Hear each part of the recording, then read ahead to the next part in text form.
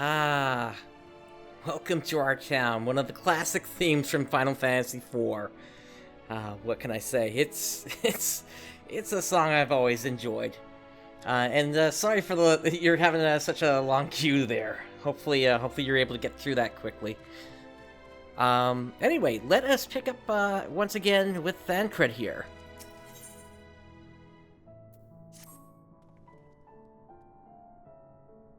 They must be the Loporrits mentioned in the Watcher's records.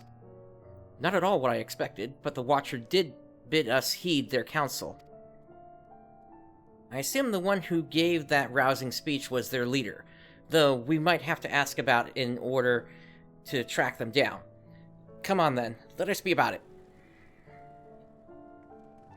Yeah, no, everything I can do, I'm gonna make sure I don't get logged out. But we'll see.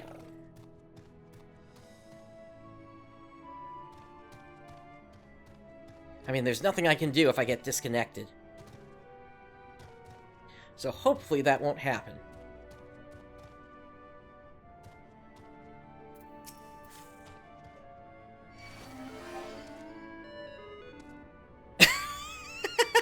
They actually brought that in! That's the sound that they make when you find them on the moon in Final Fantasy IV. The leader of the crew? Not me, I'm afraid. Singing Way's the name. I'm in charge of the construction and maintenance of the atmospheric circulation system. Only the crispest, cleanest air for the people of Etheirys, and that's a promise.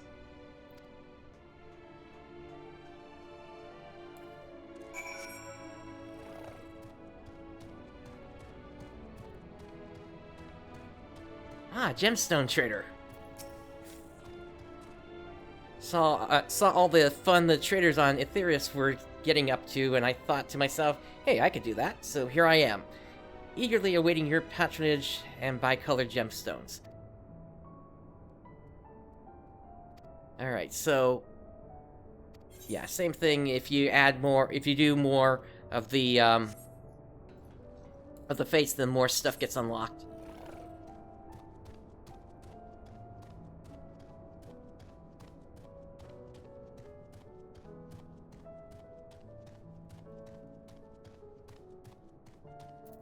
Guiding Way. Do you need help with something? I'm busy assigning duties at the moment. Alright. Ah, here's the one that that seemed to fall asleep during the meeting. Leader? No. Sleeping Way. My job is... Perhaps I'd better ask.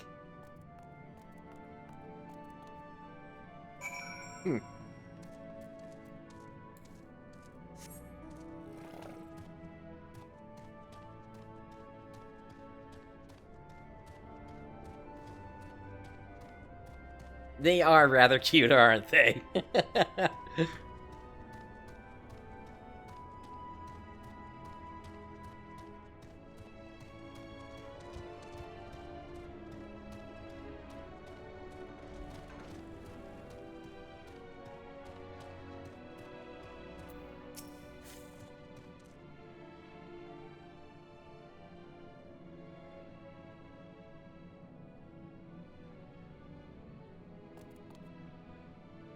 What? How in the... When did you get here? Who let you in? Why wasn't I told?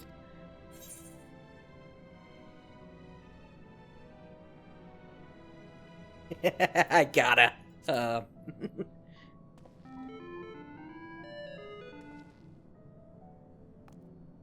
was that supposed to be? Your humming?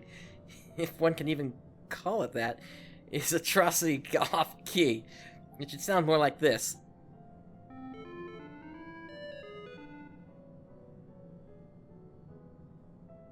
As leader of the Loporrits, I cannot allow substandard attempts at musicality to go unremarked, even if you are a guest. But being the magnanimous sort that I am, I'll forgive you this once.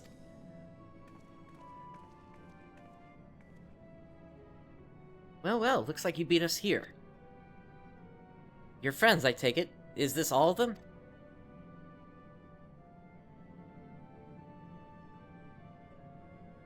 A group comprised entirely of children.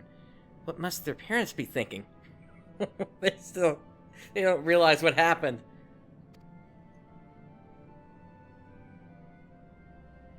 You know, come to think of it, the other shards have moons. So, are there ships on the other moons as well? This isn't a nursery after all, though perhaps we should build one. Or did we build one already? No matter, you needn't worry your pretty little heads. All will be well, I promise. But, goodness me, we shouldn't be standing around gawping. I must take you to meet the others.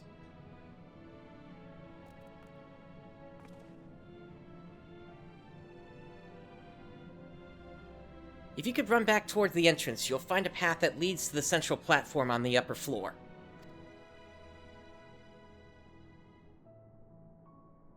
There's no wrong way to reach it, but it is large.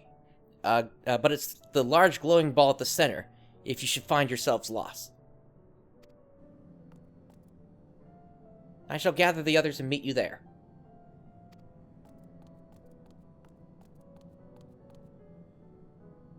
Well then, back to the upper floor it is.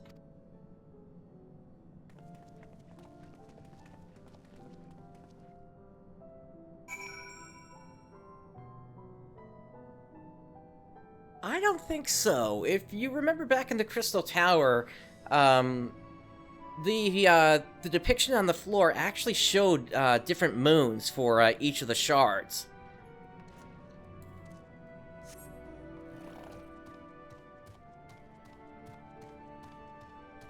That was the design that was on the floor of the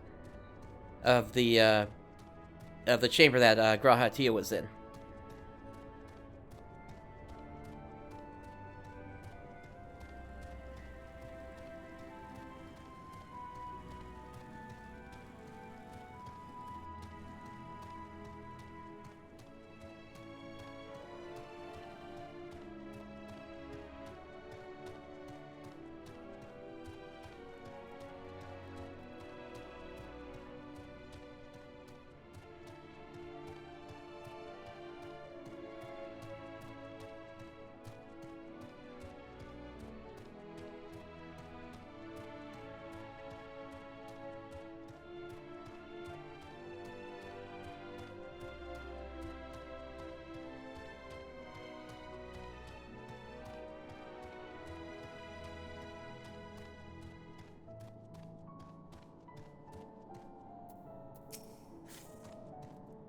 Oh dear, I hadn't expected to meet a people person here.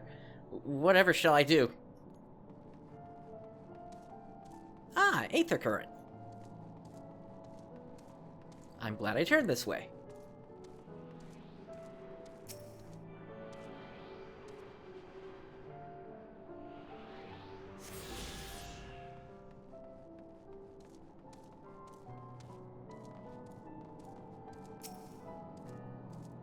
Me? You're speaking to me? Oh, but of course. I'll answer any questions you may have. Here we go. Who are you? I'm the manager and operator of the Central Control Sphere. It regulates every single facility here in Bestway's Borough. If anything were to happen to it, the whole place would stop working in no time.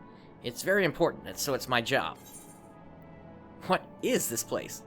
Bestway's Borough is where we Loporrits live and work in honor of Heidelin. We're all doing our best to make the moon a suitable ship to transport everyone. You'll be able to ride someday soon. Don't you worry.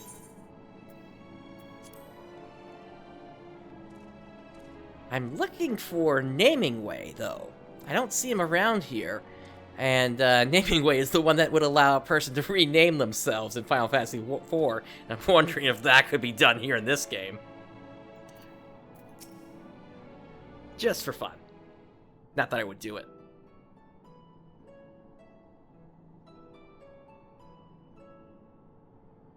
Right, of course. Introductions are in order. Ahem. My name is Livingway, and we are the Loporrits, created for the express purpose of commanding this ship and bearing the people of Atheris to a brave new world. More specifically, I am the one whom she charged with the execution of her most vital plans. You might say I'm her right paw. Alright, now that's getting too cute. Livingway's the name, map reader and navigator of the heavens.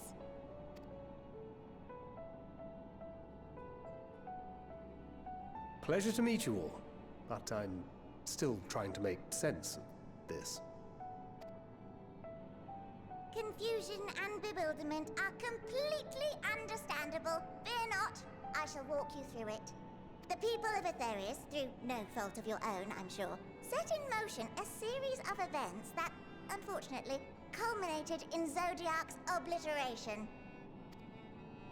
Acutely aware of the imminent crisis, your parents said to you little ones, on ahead while they began the necessary preparations. They don't get it.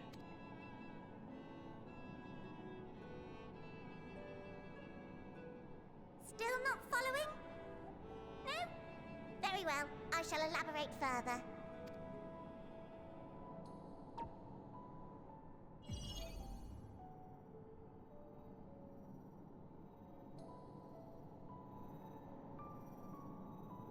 Here, we have Atheris, your home, and the moon, where we are now. Without Zodiac around to keep things lively, so to speak, the celestial currents of the star have doubtless begun to degrade. A calamity of apocalyptic proportions will be visited upon Atheris, bringing an end to all life. Very sad, that. So too hath the Watcher claimed. By thine unperturbed countenance, I gather this eventuality was anticipated. The doom and gloom. Oh yes, quite expected. Imagine, if you will, that Atheris is a delicious carrot that I've forgotten to eat and left out in the midday sun. The most earnest wishes or prayers will not stop it from rotting to the core. So sadly, there's nothing to be done but to abandon said carrot, Atheris, in case the metaphor is lost on you, to its grisly fate. And this moon will serve as the vessel to deliver us to a new home. Just so! We will gather up as many people, supplies, and resources as our stores will hold. And then, once everyone is aboard, it's off to another star. Is this the duty that the Charlians have? Easier said than done, admittedly. For one does not simply hop from star to star on a whim. Which is precisely why we've spent countless years constructing the most propulsive of propulsion systems. We ought to make it to our destination in 2 shakes of a rabbit's tail.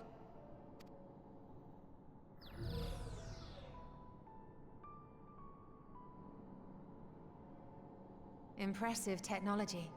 I dare say it is beyond anything we have ever seen. And this would also seem to set things up in such a way that, well, once potentially you complete the MSQ, you can't go back to Hydaelyn. Or Aetherius. To complete any other quest you haven't completed yet. It'd be really weird for Square Enix to just throw away all that work, though. So, let's see. No need to shower us with praise. All we've done is faithfully carry out the instructions left to us by Hydaelyn. Back in the old days, when she was still just Venar, she was dedicated to the study of the world and its inner workings. And the Watcher, the real one, not the simulacrum you met, was one of her fellow researchers. We and this wondrous vessel masquerading as a moon are products of their knowledge and know-how. This You know what? Now I just realized this is also starting to sound like Cocoon. When all that the difference of Cocoon and the role that it was supposed to, not the old Cocoon but the new Cocoon, was supposed to play, which I believe was eventually named Bartandalus, or no, not Bartandalus. What was that name? In any way, Final Fantasy XIII reference sort of here.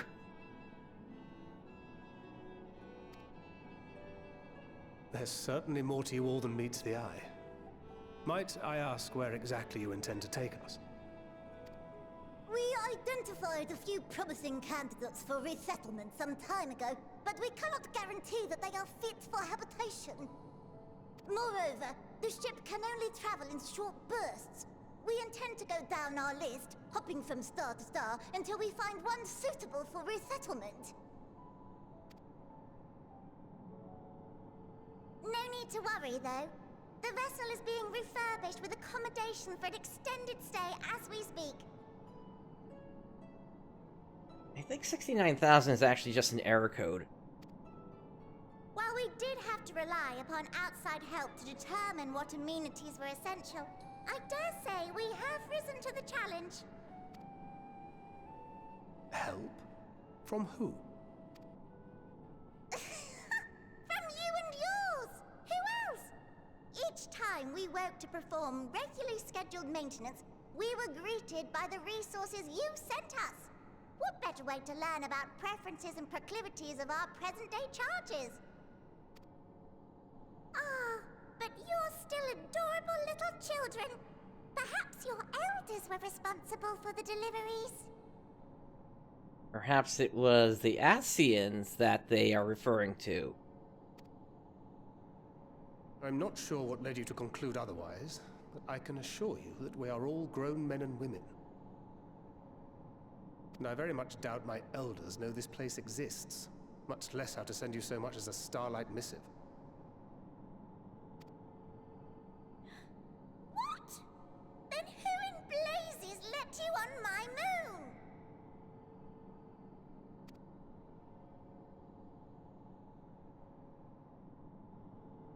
Heidelin herself led you here. You don't say! Well, that's really not children. Then why are you so small and stunted? Like little baby carrot people. They have no idea that Heidelin split things into 14. Well, Amarotines were a great deal taller. In the present day, persons of such prodigious size are exceedingly rare. So, you're saying everyone's not like the Watcher?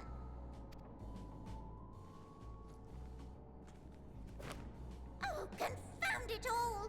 Someone could have at least scribbled a note about your profound miniaturization.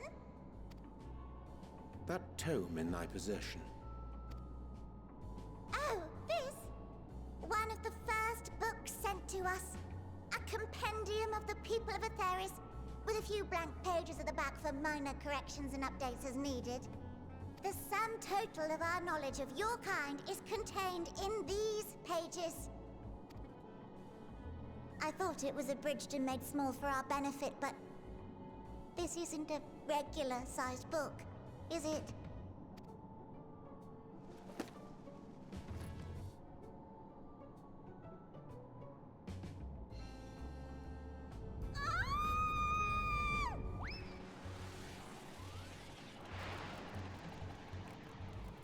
And they're in a panic. Building way, can you hear me? Yes, we're all very busy. Change of plans. I need you to rebuild the domiciles at 1/3 the scale. All of them. Yes, all of them, and but me no buts. See to it with all speed.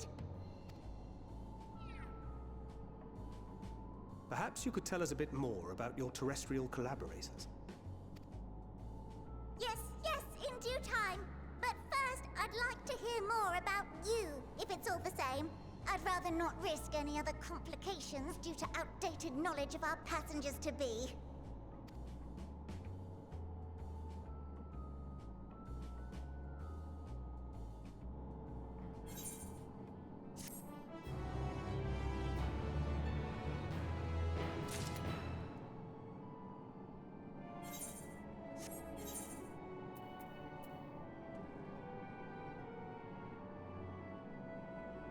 Alright, and we're finally at the point where we're getting, where we actually are getting, new gear.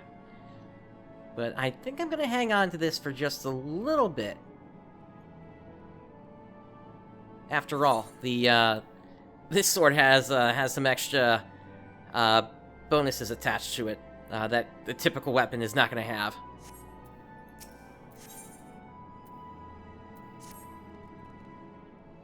Right then, now that you're here, we need you to teach us all you can about your people, and quickly. It won't be long before the final days are upon us in all their terrible grandeur, so it is imperative that we be prepared to receive our passengers to be. If there's anything at all, that may displease them, it must be addressed post-haste. And address it we shall. Here at Bestway's Burrow, we have assembled everything required to offer our guests the best way forward. We have produced myriad amenities we understand to be essential for day-to-day living, and I wish to hear your opinions on them. I'm sure you've all worked up an appetite, so why don't we start with foodstuffs? Meet me at the Caratorium, and we'll see about filling your bellies.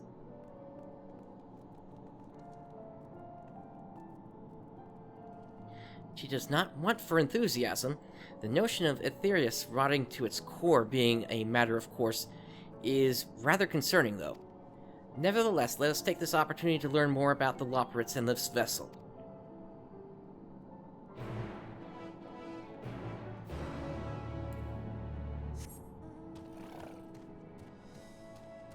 And Rooks, I think that might have been photoshopped, the DM you sent me.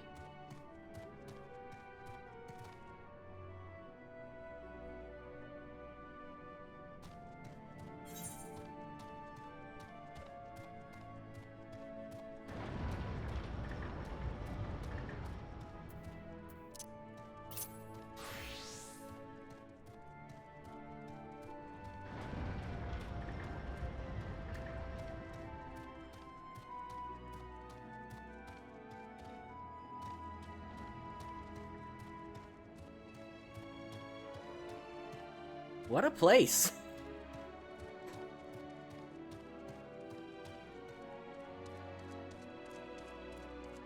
Really, enemies here?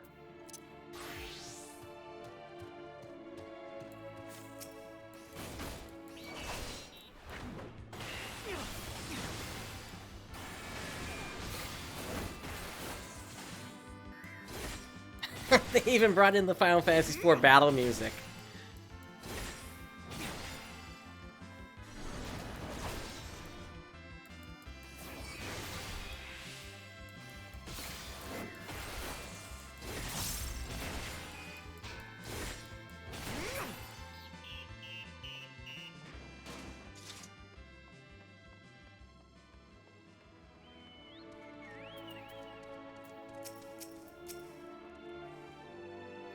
Welcome to the Caratorium. Here we create prototypes of the various sundries required by our soon-to-be passengers. Allow me to introduce the head of foodstuff production. Cooking Way, pleasure to meet you all. Our work has involved no small amount of trial and error, but after many cycles of painstaking labor, I dare say we have created the finest cuisine our guests could ask for. I've learned all about the essential nutrients for a healthy and balanced diet from the reference materials we've received. Why, I've practically worn the words from those invaluable pages. Naturally, we've also considered ease of growth and production. We will not want 4 ingredients. I must insist you try some. We have fresh stock recently prepared on account of, well, because we just woke up, and we're all quite famished. Hop along the platforms here, and you'll find a storage unit full to bursting with delectable delights. Help yourself to anything you like.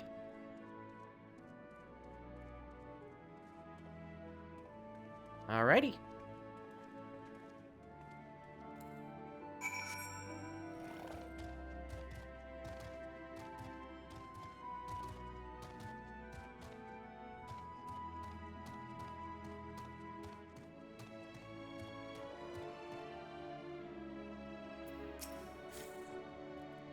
This doesn't require a debate.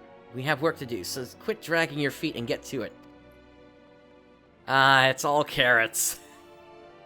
You open the storage unit and find a rainbow-colored assortment of carrots.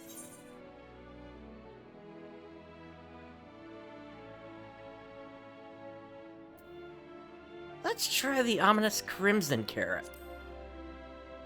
The soft texture and redolent aroma of this crimson creation belie its staggering weight. The excessive length and girth only compound the mystery, leaving you perplexed as to the nature of this carrot.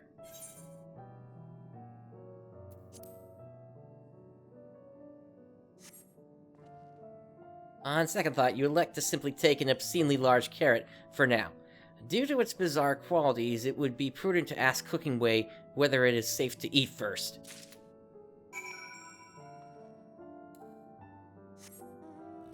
Alright then.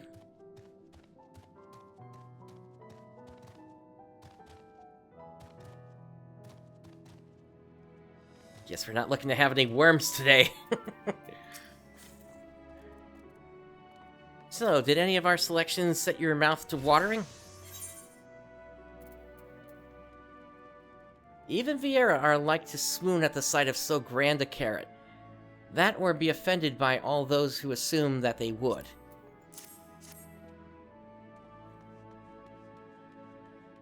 Ah yes, a fine choice. One of my personal favorites, actually. Please, dig in. I'm eager to hear what you think. Alright, so we gotta eat this thing then. With great trepidation, you take a bite out of the carrot. The carrot is oddly tender, but as you begin to chew, a rich aroma fills your nostrils. A newfound vigor begins welling within you. The rumbling of your stomach, however, suggests it may simply be indigestion.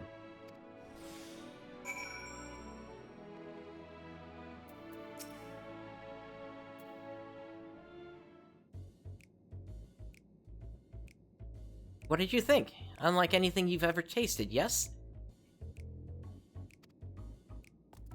The iron carrot can be a bit difficult to digest, but the boost to endurance it promises makes it the perfect meal before a day of heavy lifting. We have plenty of other varieties too. Bleeding carrots to improve blood flow, dream carrots to help with sleep. So you see, we have a carrot for every occasion.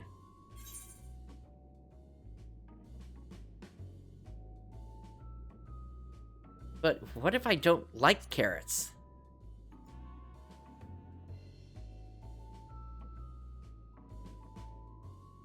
You don't like carrots? Oh, you must mean you don't like them served in this fashion. Worry not, we have pureed versions on hand if you haven't the time to chew. I take it you too had a wide assortment of carrots to choose from and not else?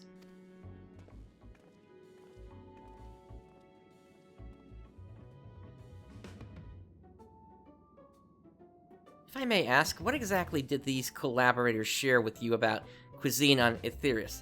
Surely you are aware we have an abundance of dishes and foods you could emulate. Of course we are, but, well, it was only quite recently that we established contact.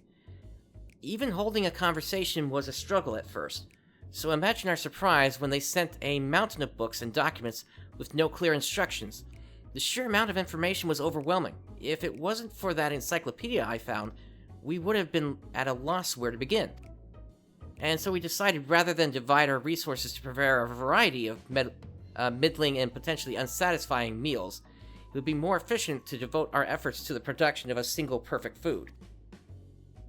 That's all well and good, but man cannot live on raw carrots alone. Have you considered cooking them? You mean steaming, boiling, roasting, and the like?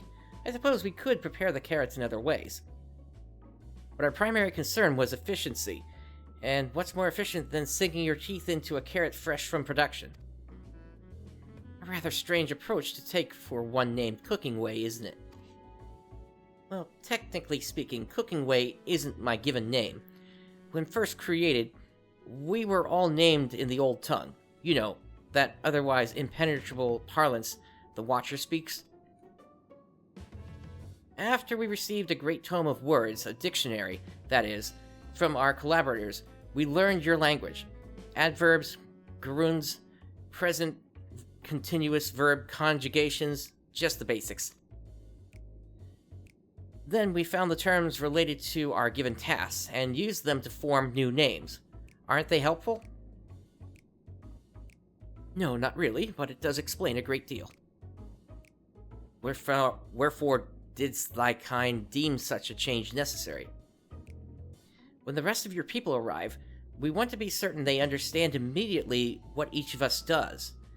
You'd never be able to pronounce our original names anyway. I see. I hope our critiques, such as they are, were helpful to you. Though, if you should decide to preserve flora and fauna from Etherius as well, you would be able to offer the passengers a more balanced diet. Until such a day, one I pray comes sooner than later, it would appear there is naught but carrots on the menu.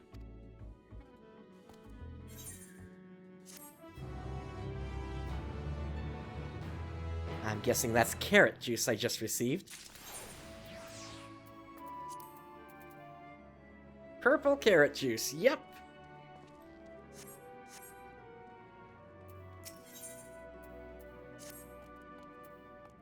I think we've had our fill of carrots for now.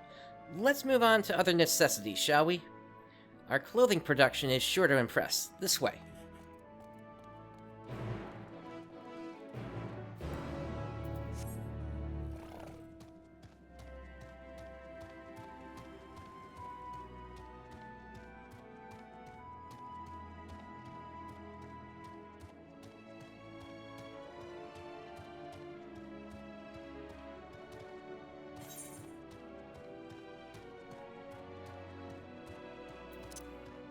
Crossing into another area.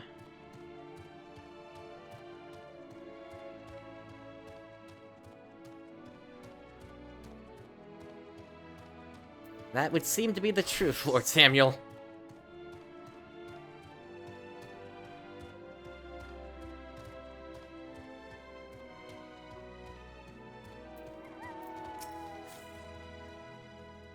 Here we are, the Apparel Production station. We've chosen to employ more traditional methods for this task, creation magics.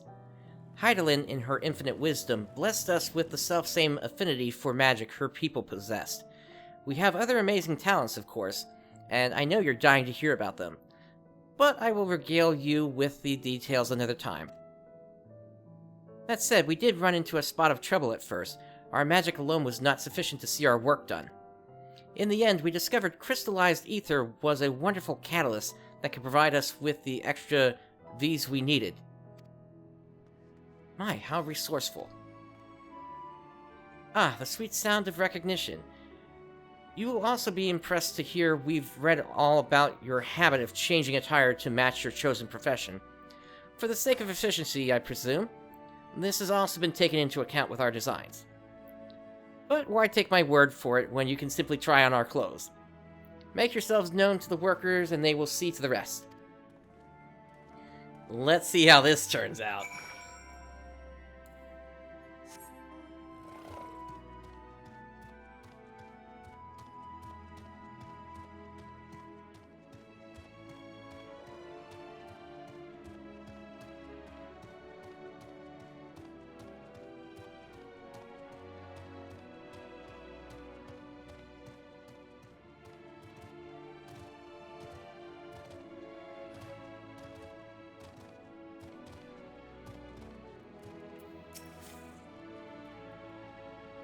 Ah, it's you.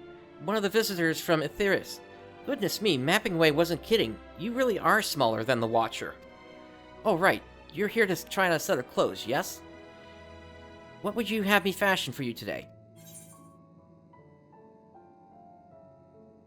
Let's say something simple yet functional. It's gonna look like theirs, isn't it? Simple and functional, right. Ahem, this will only take a moment.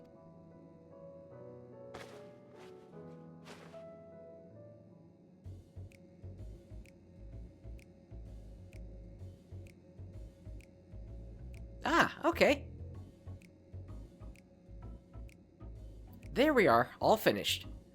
A perfect fit if I do say so myself. Nothing too billowy or frilly, as you can see.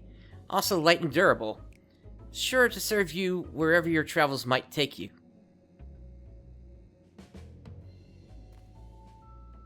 Would you look at that? Speechless. And there I thought you may not like it. It is kind of simple. If you've a mind to try something else, why not speak with my fellow artisans? I'm sure they'd be happy to oblige. You must continue wearing these garments in order to progress. You will change back to your normal garments if you move too far away. Look to your map before the garments changes area of effect. Speak with the restless Loporrit to restore or prolong the garment change.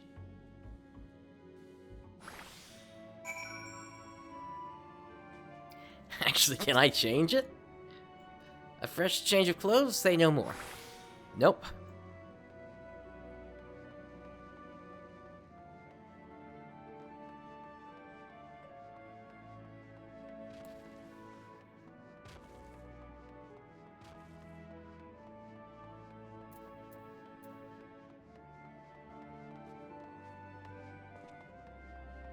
Maybe there's one way to fix this.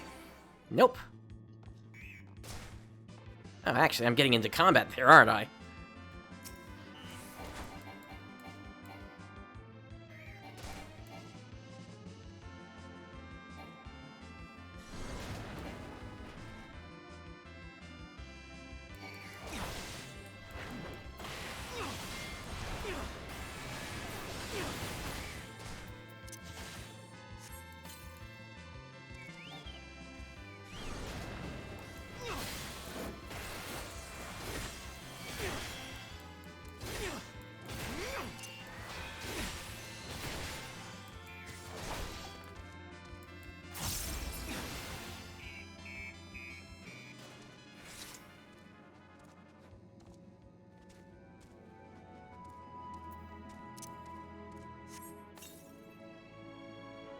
Ah, that's better. Actually, it's nice that that even worked in the first place. Ah, no one said you'd be coming. How can I help you? You wish to try my clothes? Really? Of course, it would be my honor. Did you have anything in mind?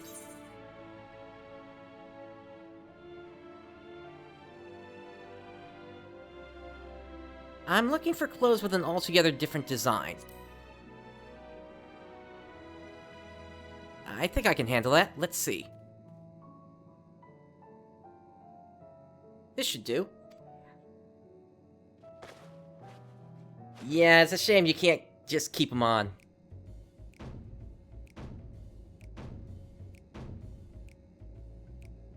This is kind of the same. Some of my best work yet. You're a strange one, aren't you? I honestly wasn't sure what to do when you didn't ask for anything specific. Yeah, I see the leopard skin at the top there, yeah. I take my work seriously, however, and am never one to disappoint. That ensemble is a blend of concepts from myriad professions. All-purpose attire for the modern man of Aetherius. I was worried how the concept would turn out when put to the proof, but it looks stunning on you. Won't you go and show Living Way? I'm sure she's eager to see what we've come up with. Alright, so we gotta keep wearing this.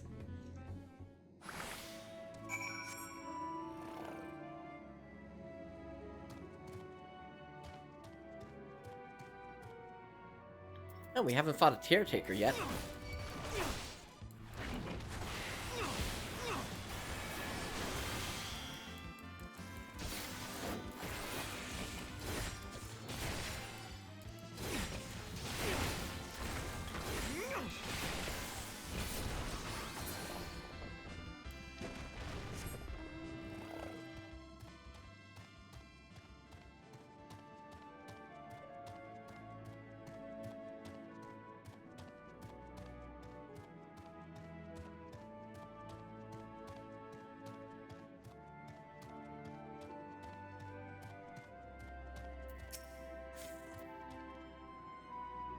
My, don't we look splendid? Result of much trial and error, but I know quality work when I see it. Shh, you needn't speak. I can see your adoration for the moon and we Loporrits in your eyes. No doubt your friends feel the same, having sampled our creations.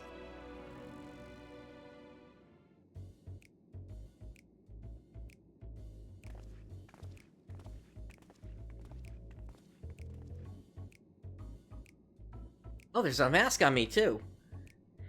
Sorry to have kept you waiting. They insisted we sample all their concepts ere we returned. Yeah, this is... Shay, what are you wearing there?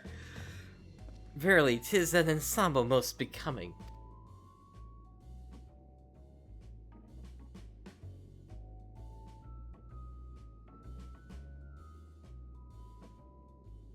Yeah. I think it's past time we return these clothes.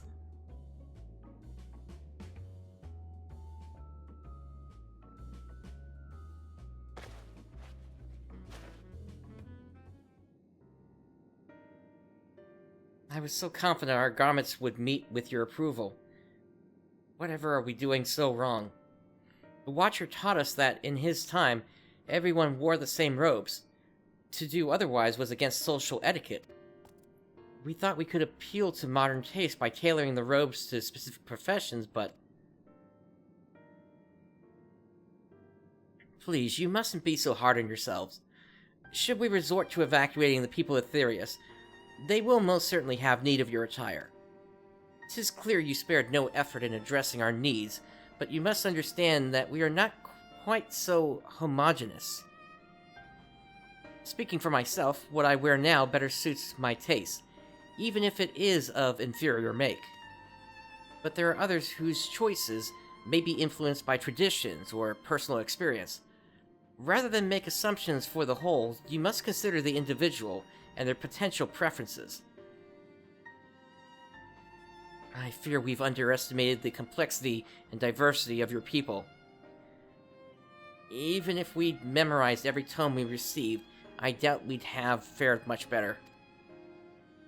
Maybe we're doing you a disservice trying to shower you with our baubles and frippery, thinking it was for your benefit when you'd be better off on your own.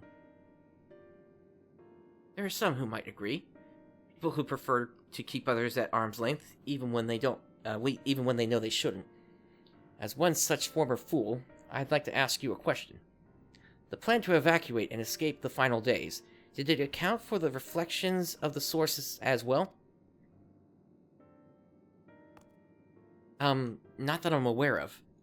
We were born of Heidelin's love for Aetherius, and the salvation of the people on that star, and that star alone, has ever been our aim.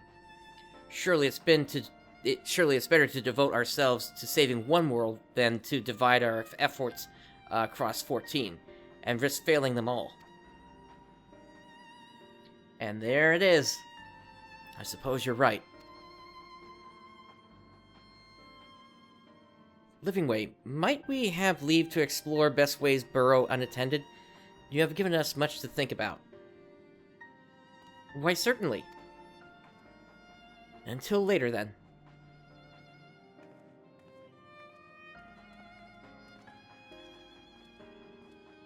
If I may, I should like to accompany thee a while longer. Really? I mean, you're more than welcome to. There was actually something I wished to speak with you about. Let's be off then, shall we?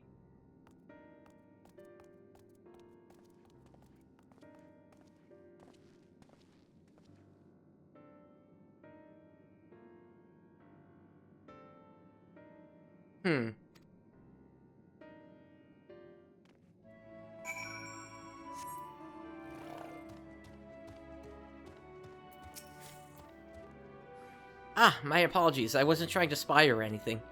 Everyone's been talking about the visitors come from Aetherius, and I wanted to see what the fuss was all about.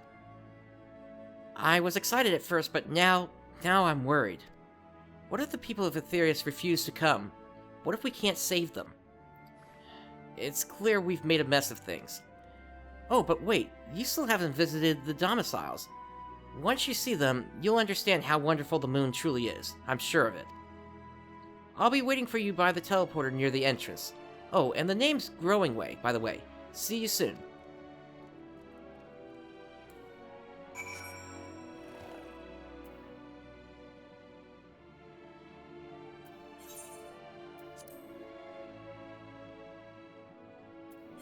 Back over to the Aetheryte.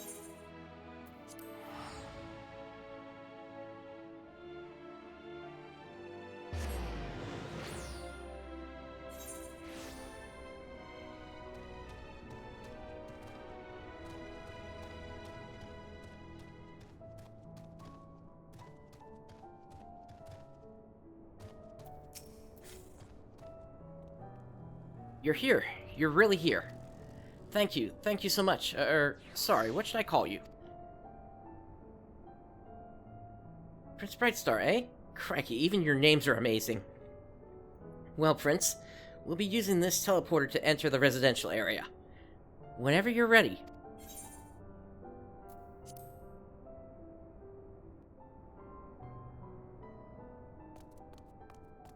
Ready in the teleporter.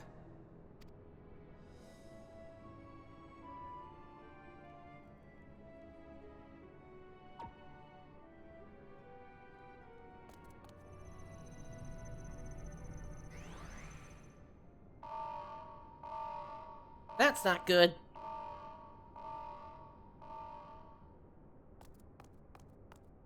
Huh? Access to living quarters restricted due to reconstruction.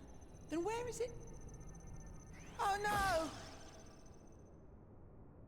And it sent me somewhere else.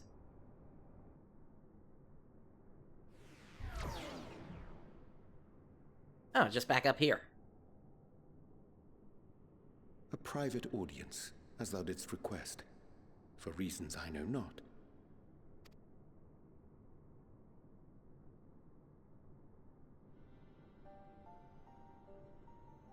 Just a precaution. I'd rather I didn't have to ask the question at all, but I take my responsibilities very, very seriously. Do you and your friends, by any chance, find our accommodation wanting? Be honest, brutally even. 'Twould be ungracious of me to belittle the efforts of thee and thine. Lovely sentiment, really. But the disappointment is writ plain on your comrades' faces. It's all the more frustrating since no one will come out and say what they find wanting.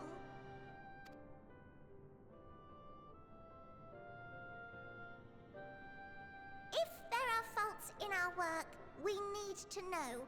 We can, we will do better. But time is not on our side. The final days will wait for no one. If your people are to be saved, we must take quick and decisive action.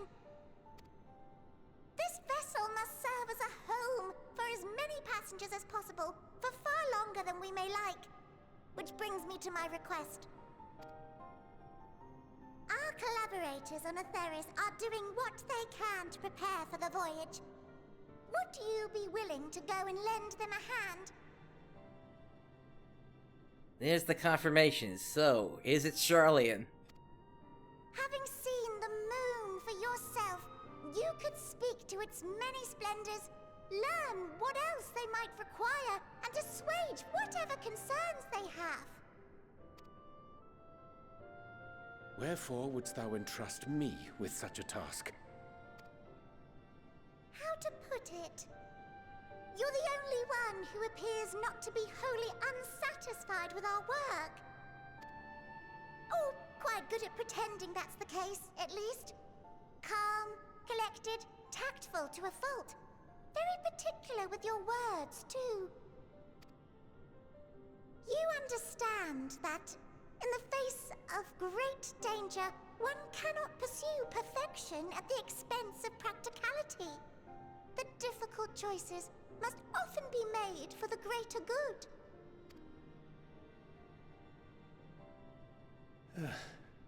And so fate doth conspire to set my feet upon this path once more. again?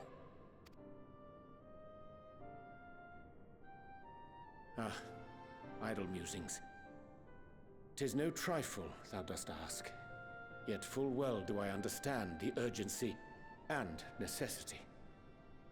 He's reminded of when he's reached out to the Ascians and the Warriors of Darkness, when they came to the source.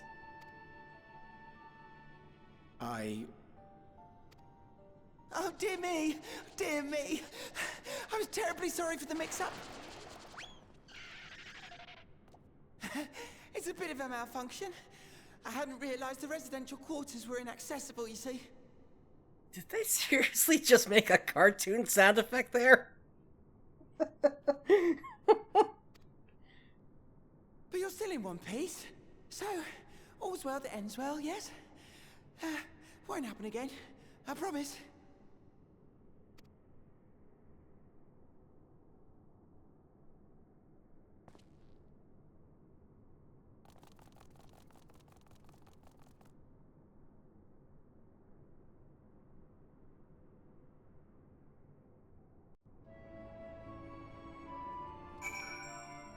Yeah, he's probably going to Charlian.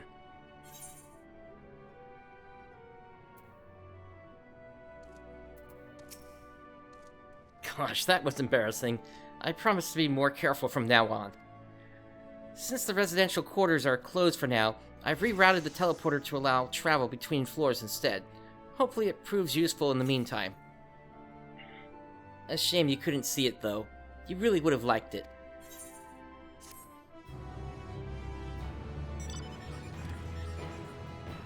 You can now travel between the upper and lower floors of Bestways Burrow via the teleporter. And ding, level 65.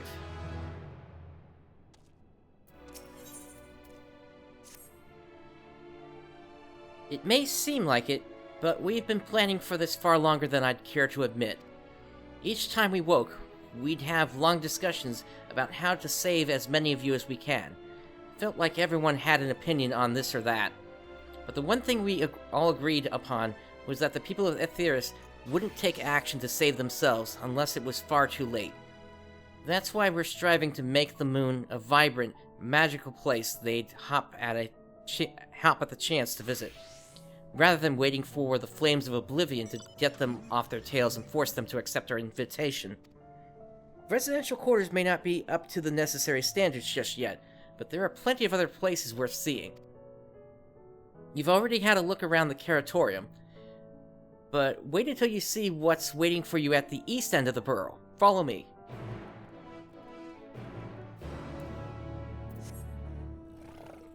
So, my question at this point, we've been in this ship for some time now. What is happening down on Etheirys right now? Like, have the end of days already started?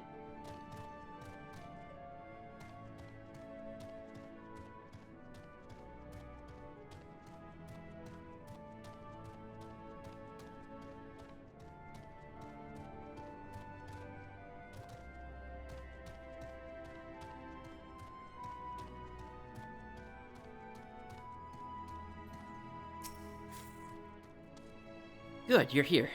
Through this door's greatest End's Veil. It was named as such because it's the veil to end all veils, the most beautiful forest you'll ever see. We understand the people of Etheirys enjoy taking leisurely walks through natural spaces and the like, so I'm sure you'll enjoy it. How about we start with a nice stroll to the fountain, this way? Is it going to be a forest of carrots?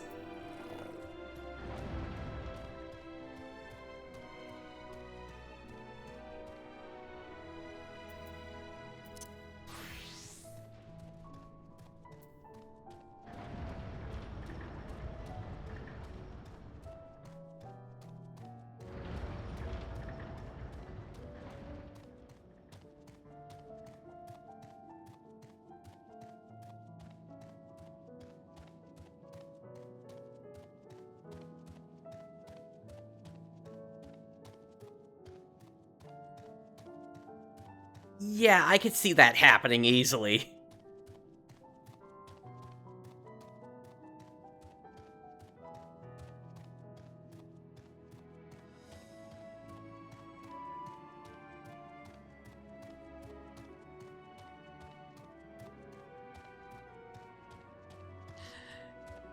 Nice forest.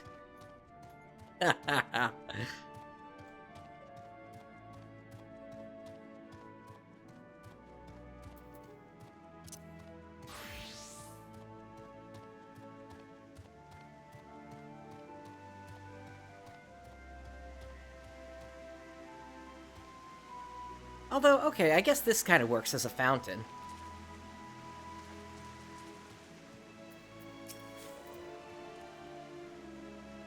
So what did you think of the forest? Isn't it positively pleasant? Simply sublime?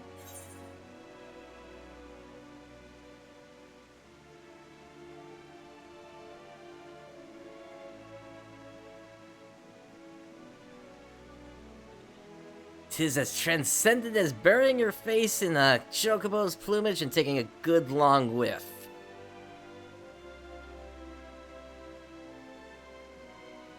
You really think so? Truly? Hearing you say that means more to me than you know. Personally, I'd say this place is the pride of the borough. Building this place was a challenge, let me tell you. Since we were born here, we've never seen trees in person before, let alone a forest. The information sent by our collaborators was quite enlightening, but after much deliberation, we decided to use crystalline constructs in place of living trees. Yeah, I see. He's kind of eyeing the cleaner out there. And thanks to our atmospheric circulation system, this place produces air as clean as that you'd find in a forest on Etheirys. The fountain here behind us, powered by the rather large crystal adorning its top, plays a vital role in supplying us with fresh water. Much time and effort was spent making it the most spherical of spheres, and I dare say the unparalleled roundness speaks for itself.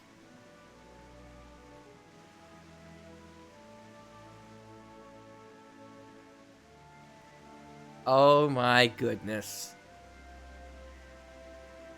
Is this how they're going to introduce Blitzball to the game?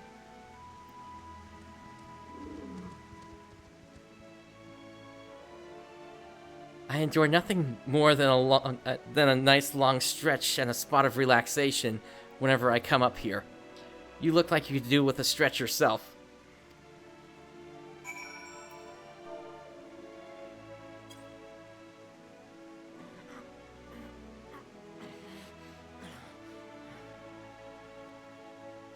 That's the spirit. I feel more relaxed simply watching you. A sight worth the many years spent building this place. If it's not too much to ask, it's always been a dream of mine to take a walk through this forest with someone from Etheirys. Could we maybe? You will? Oh, be still, my quivering whiskers. Crowingway is now accompanying you. Alright. So where is the destination? Over there, it looks like.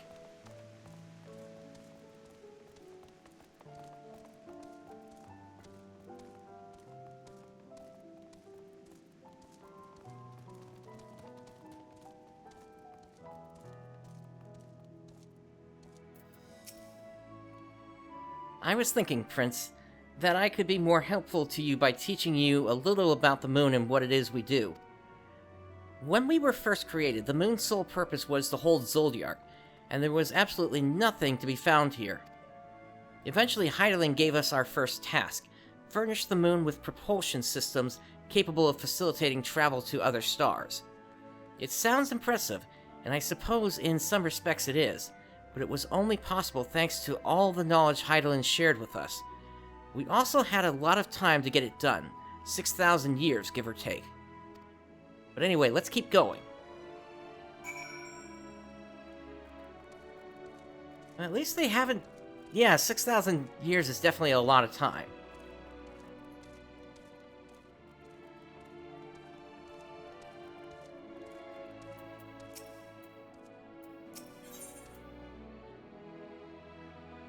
Ask if you can taste the rainbow crystal. Koji Fox. What?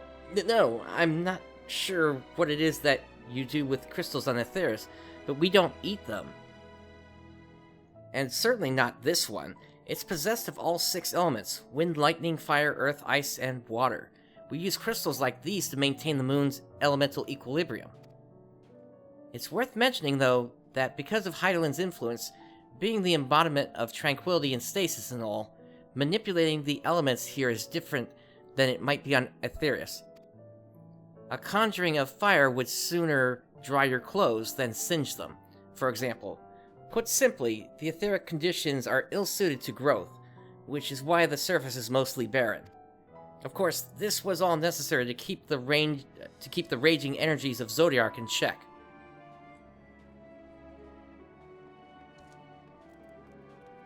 Well, now that he's gone, is that still necessary?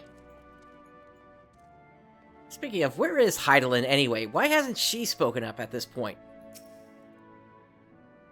This may come as a surprise, but we didn't begin building the habitable areas until after the propulsion systems were ready. Considering how long it took, I wish we'd started it sooner. Who would have thought we'd need 4,000 years to make all this? It certainly wasn't work you dare rush either. We had to create infrastructure and countless supporting systems, some of which wouldn't be operational until hundreds of years later. And then there was that brief period where our productivity came to a screeching halt. When that bizarre red satellite was set up from Aetherius. The Allagan's mischief, I think. Dalamud. We thought maybe some new nefarious actor was colluding with Zodiark. All we could do was stand by and brace ourselves for the worst. I can't tell you how relieved we were when Heidelin informed us of its destruction. Oh yes, there was much joyous humming that day. 5 years ago? Or are you talking about the destruction of the Allagans?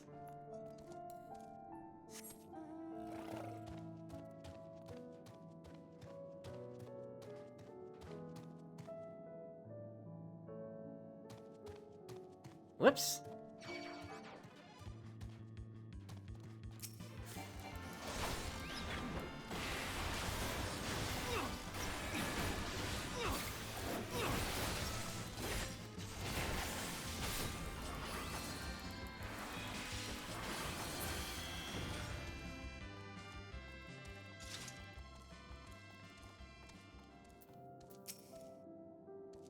Say, do you notice anything peculiar about the treetops? I mean, apart from the fact they're massive crystals and not trees?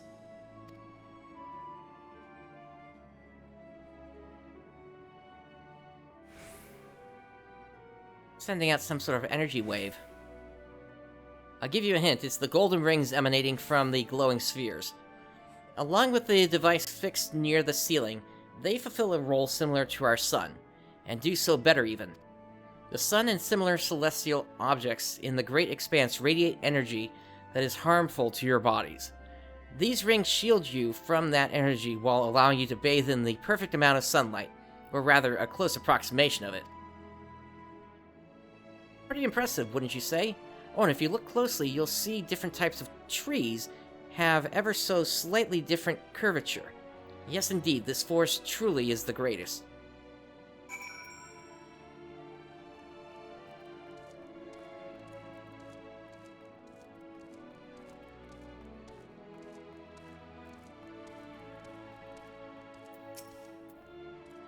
There was something else I wanted to tell you about. Oh right. The propulsion systems and habitat facilities were completed around 2,000 years ago, and with that, the most important features were fit for purpose. Which was all well and good, except we still knew absolutely nothing about the present-day people of Aetherius. Why not go and visit Aetherius yourself? You might ask? Strictly forbidden. Were our technology or knowledge of the moon's true purpose exploited for evil ends, the results could be disastrous. Then there were a few more rejoinings, and it became increasingly difficult to converse with Heidelin. Fearful we might lose the ability to communicate with her altogether, we beseeched her to find people on Aetherius we could trust to help. We were quite fortunate everything worked out as it did.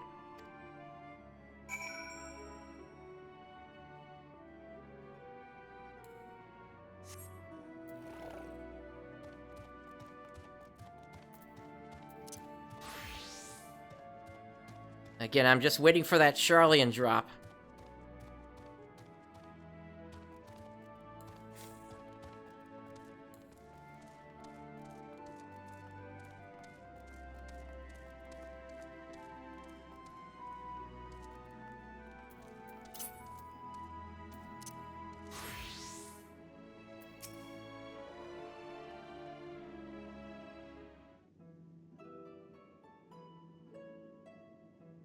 With the exception of routine inspections and maintenance, we remained asleep and waited, hopeful Heidelin would find someone who would help us.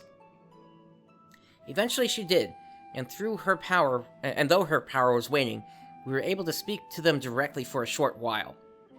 We shared with them everything we could, including our knowledge of the heavens and a means to travel here to the moon.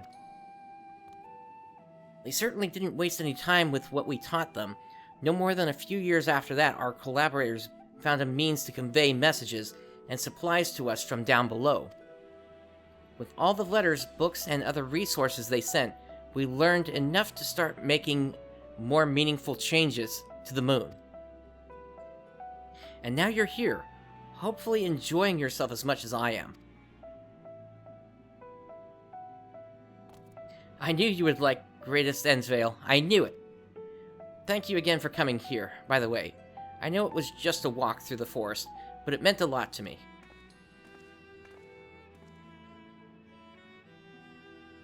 There you are. I take it you've already received the Grand Tour. A shame we missed it. Growing Way, I've been looking all over for you.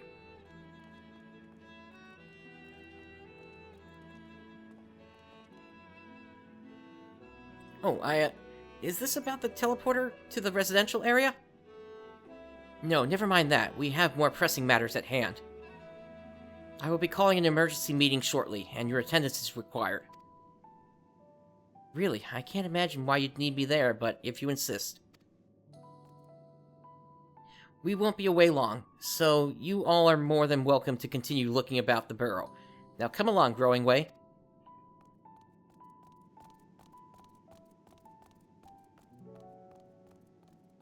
Before we arrived, you seemed to be in the midst of a rousing conversation with your guide. Did you learn anything of import?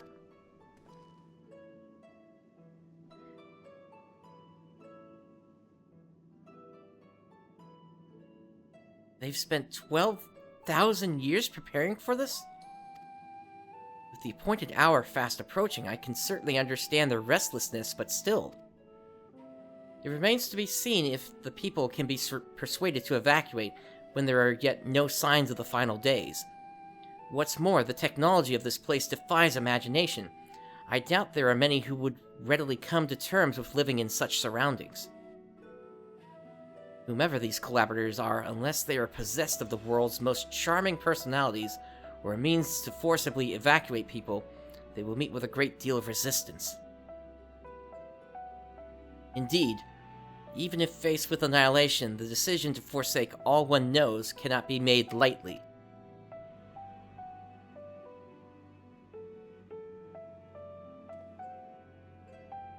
Forgive me, friends, but I must beg your leave. There's another matter which yet begs for mine attention. Of course, we can accompany you if you like. Nay, that will not be necessary, if you will excuse me.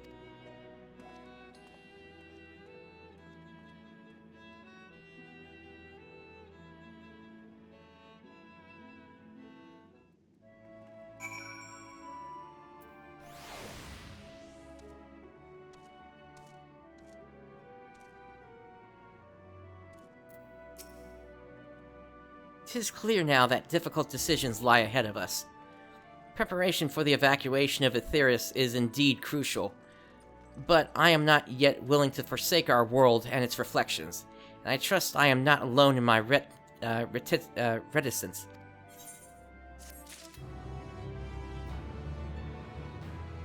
Again, I say, we've been away for a while. What's going on down there? Did Urianger seem strange to you? More so than usual, I mean. I know he has a penchant for keeping his own counsel, but I'd be lying if I said I wasn't worried. Would you go and see if he's alright?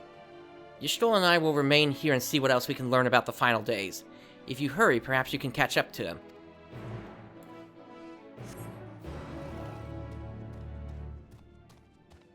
This way.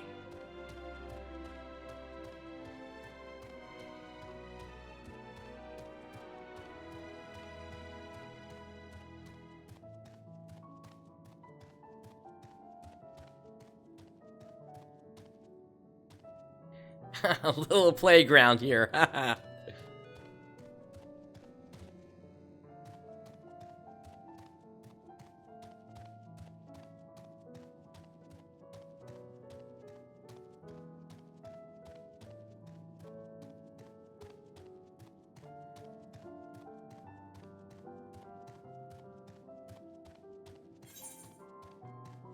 Oh, I could have just teleported over.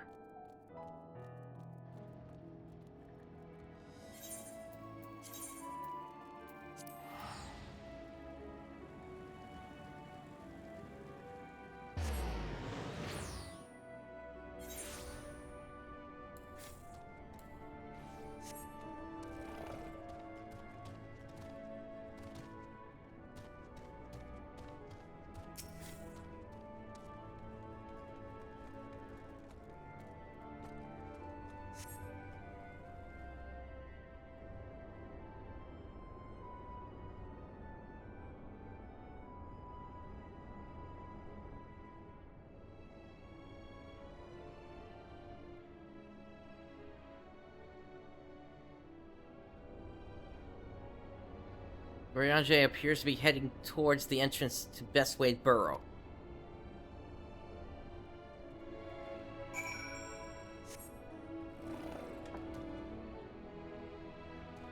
Kinda, except when the final days, when the echoes showed us the final days, we also heard a voice. So I don't think Entropy is the entire story here.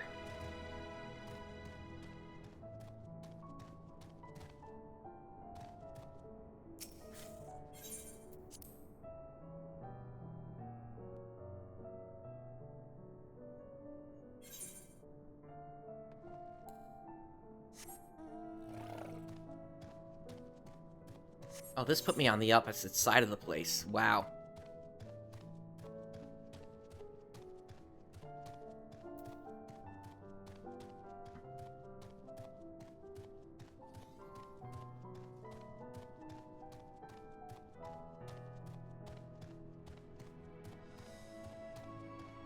Interesting enemy.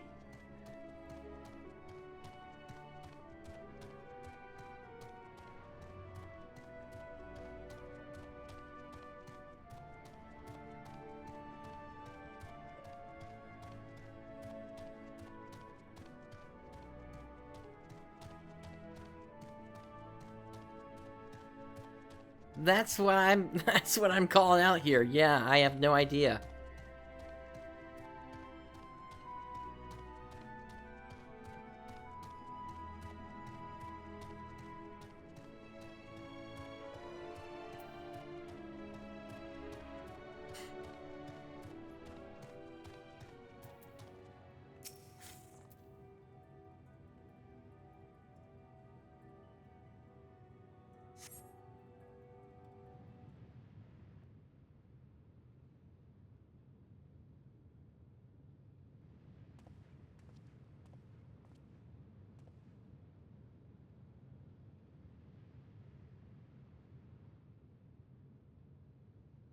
Oriange ventures off into Mare Lamentorum for reasons unknown. You must tread carefully, else he might sense your presence.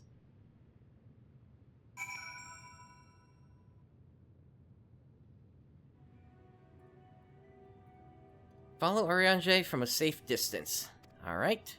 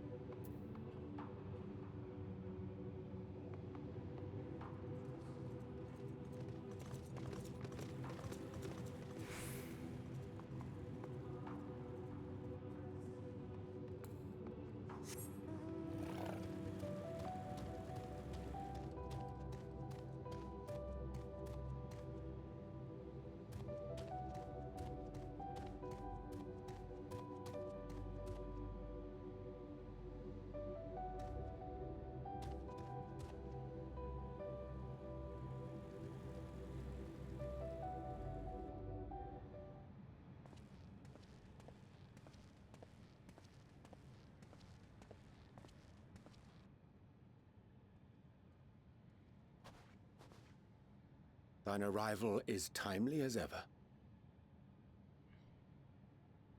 Yep. Good one, Rooks.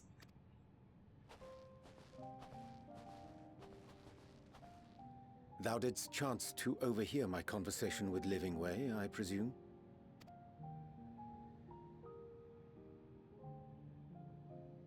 'Twas not mine intent to move in shadow. Nevertheless, I have been asked to do that and more yet again. Is it so plain that these strangers could intuit it at a glance? My capacity for silence and secrecy and duplicity?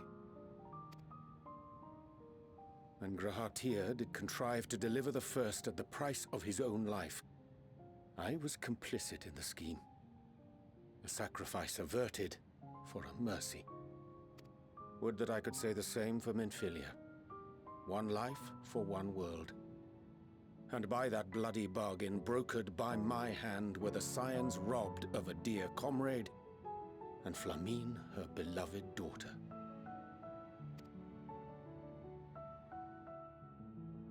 Two souls, whose selflessness was beyond measure, whose resolve was unshakable. They would not be moved even had I thought to protest. But protest I did not. Far from it. I pushed them forward. No effort did I make to seek out alternatives, ones that would not demand such terrible costs.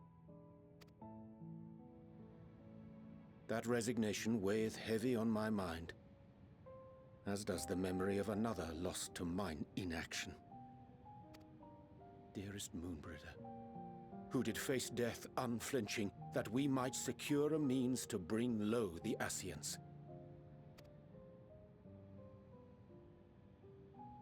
In her hour of need, I did naught. Dutiful disciple of Louisoix, ever looking to the greater good. Had I shut mine eyes and bid her live instead, mayhap she would be with us today.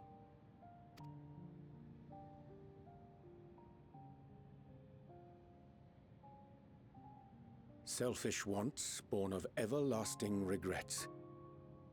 Most days I put them from my mind, but could think of naught else when asked to swallow the same bitter draught.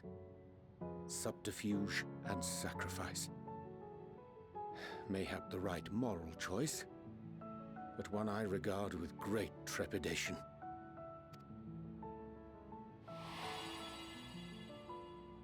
The calamity of Amarot was a tragedy beyond reckoning, one which must never again come to pass.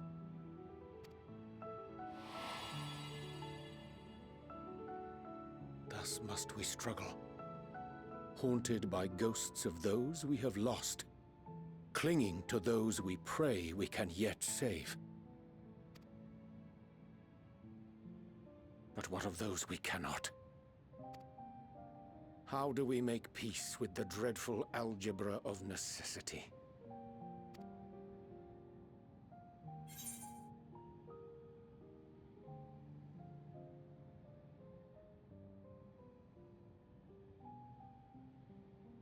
Have faith in yourself and your decisions. Take heart and protect well those you can. Sage counsel indeed.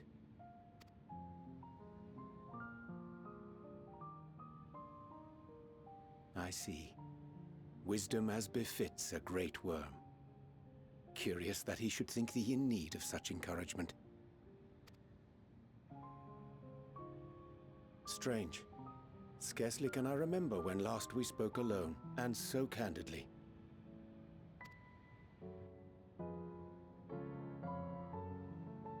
I thank thee. For all my supposed skill with words, I find it difficult to express such private thoughts. As for the Loporrits proposition, I will take time and consider how to respond. 'Twould be to our mutual benefit if we could converse more openly with our aspiring caretakers. A concern I should be glad to address on the scion's behalf. To dispense with all pretense and bare one's heart to another is a frightening thing indeed.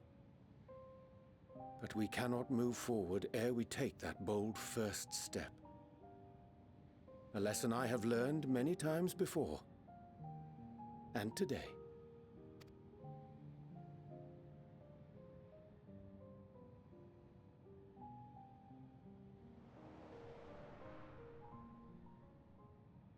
What are they saying?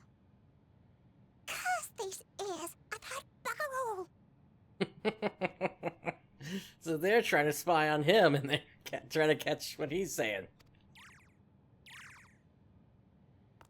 No matter. We've got our plans.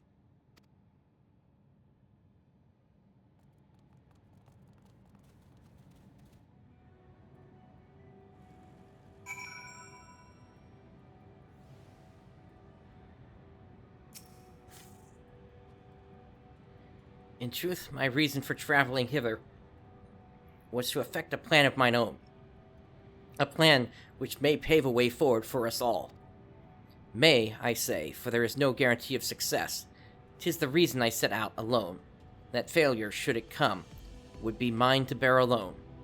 Yet thou standest before me with proffered hand and open heart. 'Twould be remiss of me to refuse thy amity, and so I ask, wouldst thou join in mine endeavor? Let's do it. I thank thee for accompanying me. 'Tis a simple plan, in truth. We shall not be long away from Bestway Borough. Difficult decisions must needs be made in the coming days, but I nevertheless believe we are of one mind in our desire to save the people of Etheris. To make clear our resolve to the Loporrits, I would offer them a gift, but its making doth require a most singular ingredient.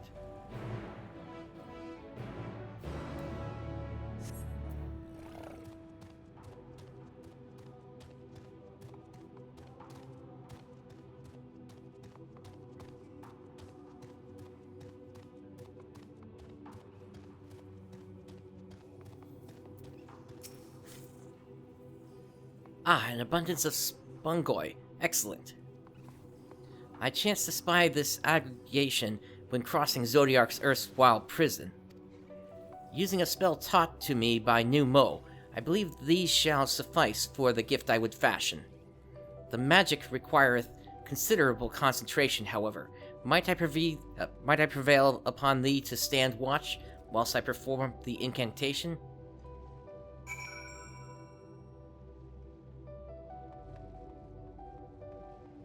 Let us stand watch, then.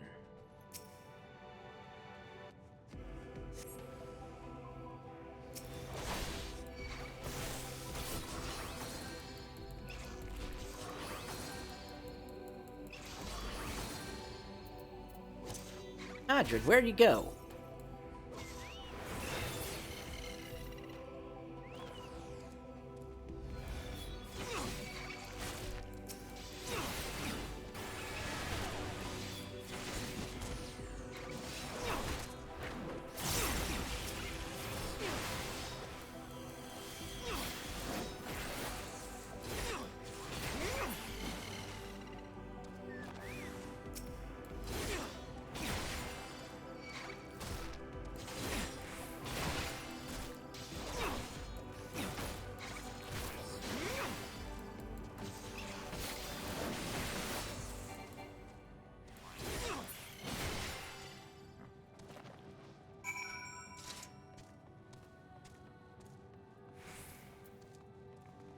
Oh, we have to stand watch again. Okay.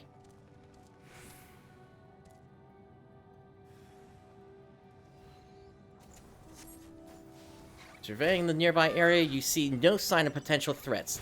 This would be a good opportunity to see how Urianger is faring.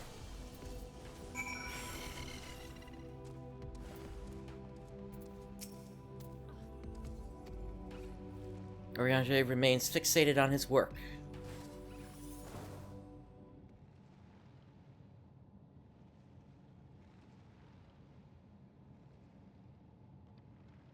There, 'tis done. A magic ink every ounce as efficacious as that crafted by the new mole. Rare is the occasion I would conjure mine own, but is nevertheless a most useful skill.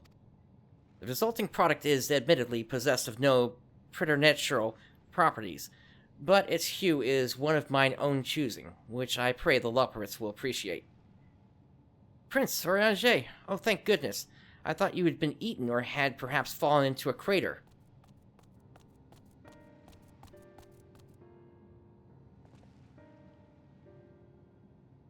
Y'shtola has been looking all over for you, Prince. She says she needs to speak with you about something most urgent, dire even. She was also quite clear that she wishes to speak with Prince alone, which means I'm afraid you must stay behind, Orianger. But worry not, it just so happens we need your help with an errand, delivering a package from the Watcher's palace to Bestway Burrows. It's quite large and heavy, perhaps even too heavy for we poor Loporrits, and we would be so ever grateful if you could lend us a hand.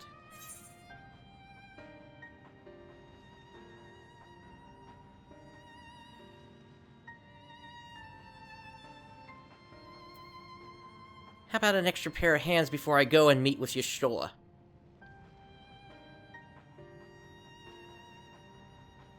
No, that won't be necessary. Orianger's help should more than suffice.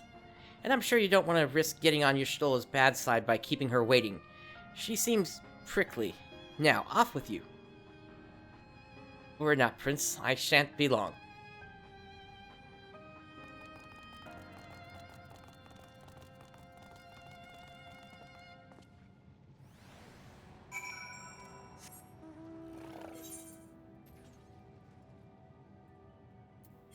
Back inside we go, then. But yeah, it definitely seems like convenient timing.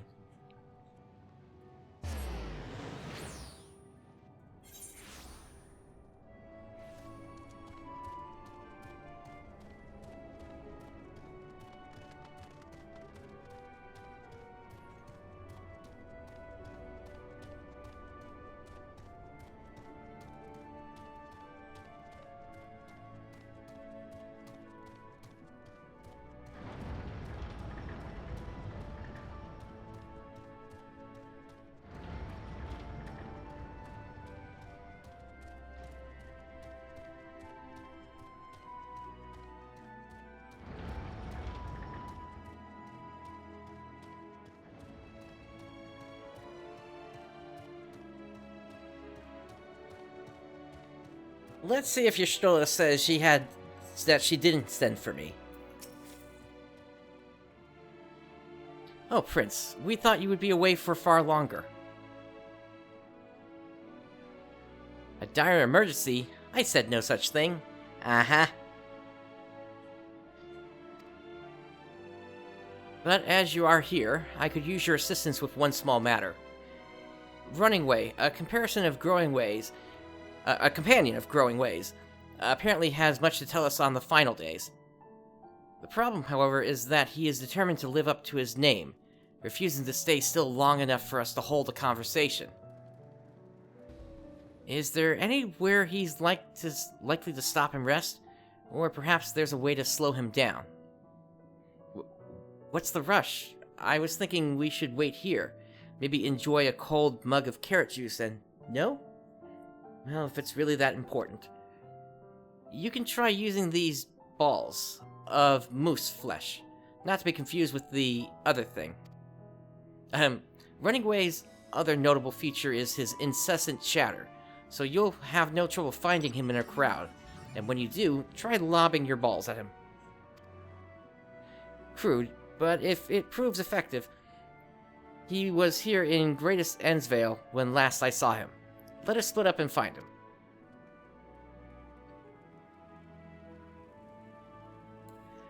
Alright.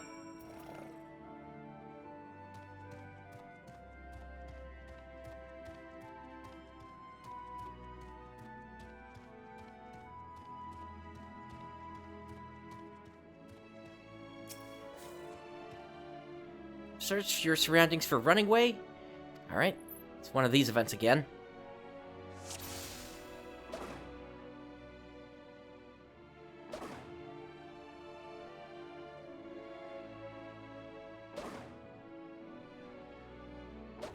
Gotcha.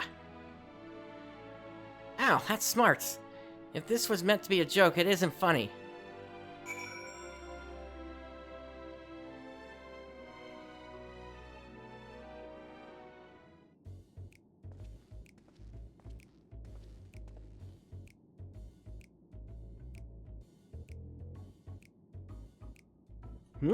Yes, I'm running away. Do you mind explaining why you hit me in the face with your balls? Or moose flesh? God damn it, Koji Fox.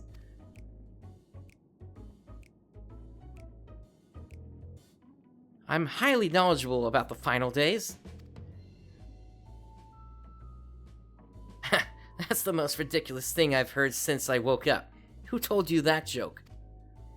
As if we've got time to look into the final days when there's so much to do before the Great Voyage. It's true that Heidelin did impart to us some knowledge of the event, but I know about as much as any other Loporrit around here. Less probably.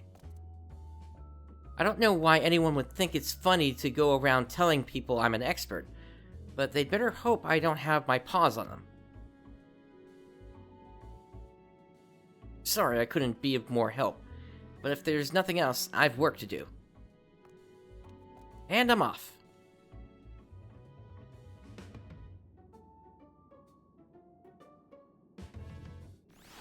So now there's just misinformation being given. So what's the real story around here?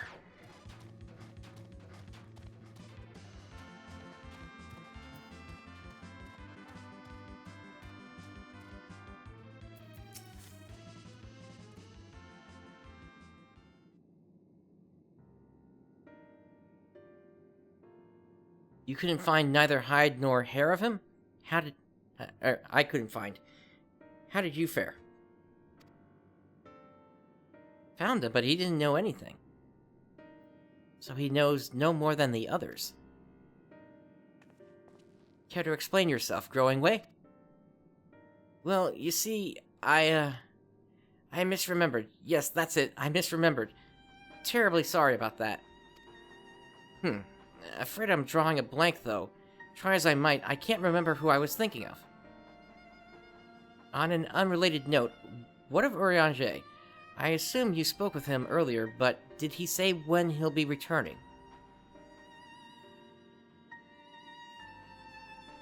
On his way to the Watcher's palace with Livingway?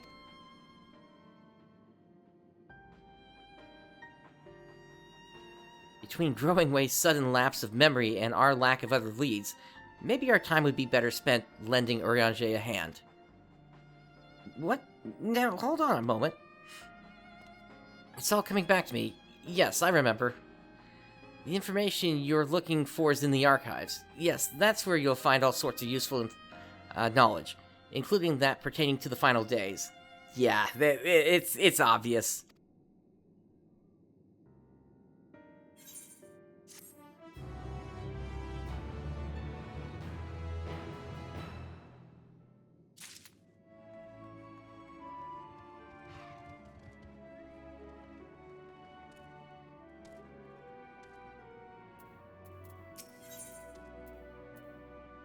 Alright, maybe finally we'll get to the bottom of it with this quest. Oh, what to do. I promised Livingway I would help, but... No, I promised I'd help, so that's what I'll do. The archives are on the second floor of the main plaza, the eastern wing. Follow me. I suspect the Loporrits are up to something, but if there's aught to be learned of the final days, I think we best play along. For now, at least.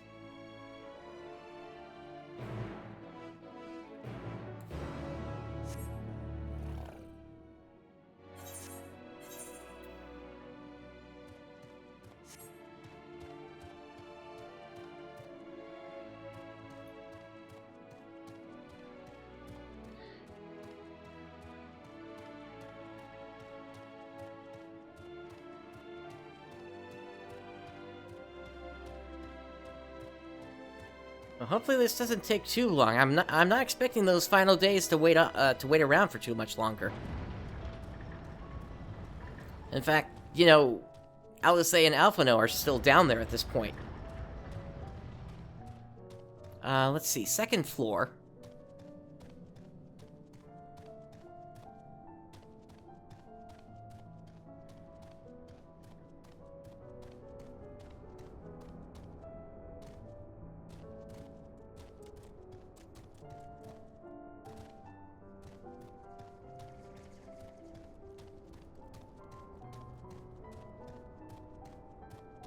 They certainly don't make it easy to get around this place.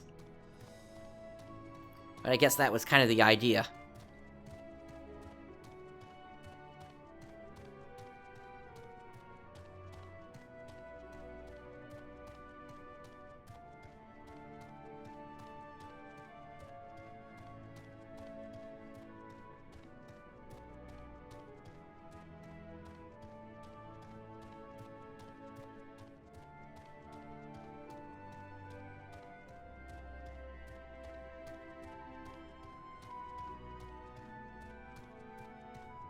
Maybe there's another group of Loporrits that don't believe in Hydaelyn's mission.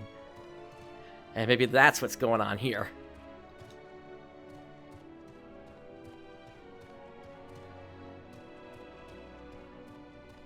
Nah, we at least have some idea, I think.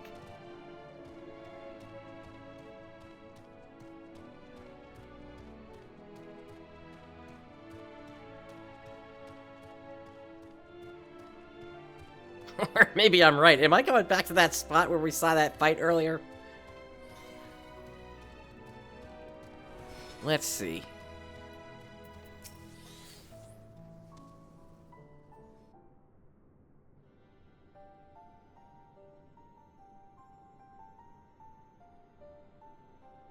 The archives are right through this door, but it seems to be locked.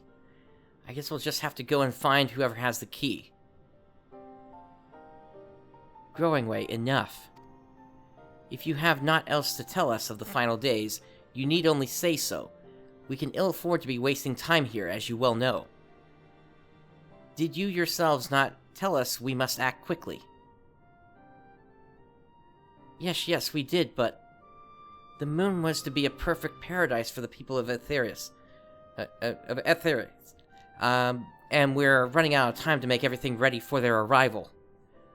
We hoped you'd see the wonders we have to offer, but you found nothing but faults and flaws in our work. Only one of you saw our potential, so you others must be kept here. So that's Living Way's game. Run us about in circles, and failing that, lock us away so we can't put the plan at risk. Everyone except Orianger. He understands what is at stake.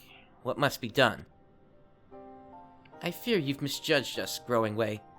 Never have we decried the notion of using the moon as a means to escape. That said, my heart breaks at the thought of abandoning Aetherius and her reflections to their doom. If there is a way to avert the final days, I wish to find it. We all do. We may fail, but our efforts would never be at the expense of your plans. But why would you take that risk?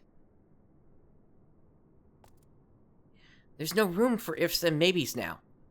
The people of Aetherius will escape here to the moon. They'll be safe, and we'll finally get to see all their happily smiling faces. I'm sorry, but we can't let you leave. We just can't.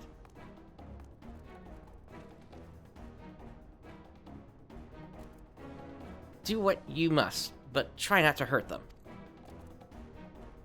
I'll be back in a moment. Don't do anything rash while I'm gone. Yep, here we go. If we dally, they'll overwhelm us with their sheer numbers. I say we knock these ones out, split up, and make our own way to the exit.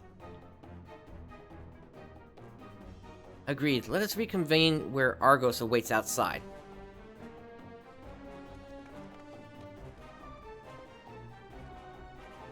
Or, we could just teleport.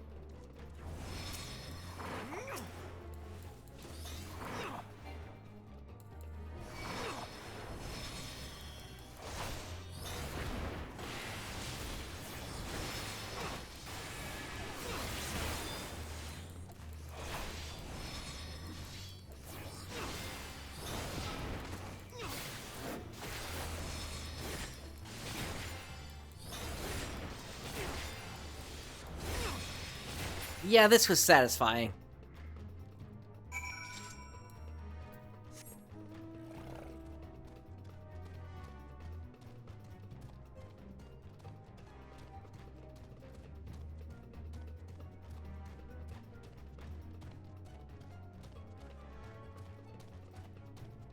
Alright, so now we just need to head for the exit.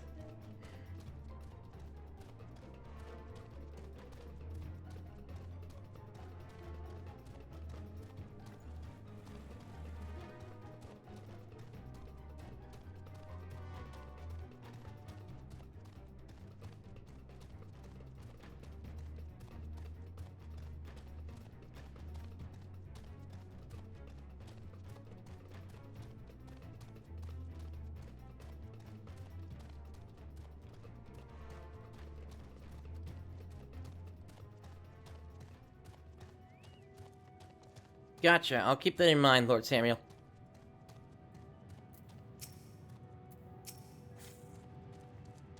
Good, you're here.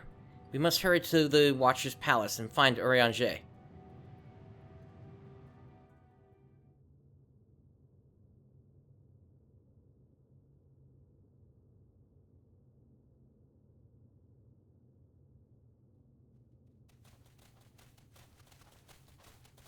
And what, pray tell, do we seek at the Watcher's Palace?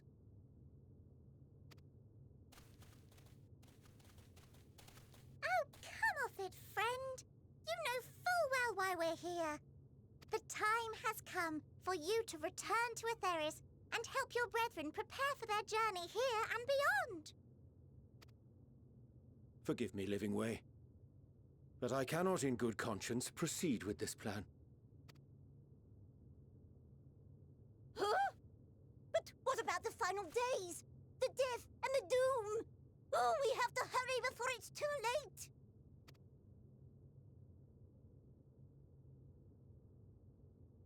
Your unflagging commitment to your duty is endearing, to say the least.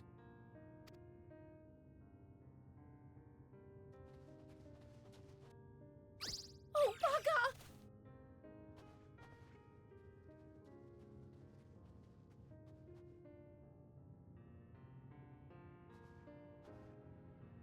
Be at ease. They bear you no grudge, nor do I. How could we, having come to understand your purpose? For millennia, you and yours worked tirelessly towards the singular purpose of this heavenly vessel's construction. An arduous feat by any measure. 'Tis clear you have spared no effort. Why, your very names are a testament to your dedication.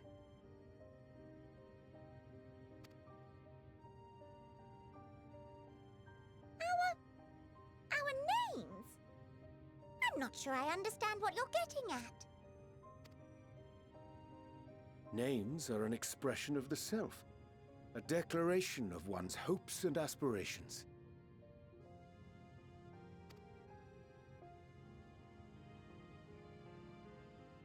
Your use of contemporary, uncomplicated nomenclature doth ensure clarity of purpose. There can be no doubt that your love for the people of Etheris is boundless and pure.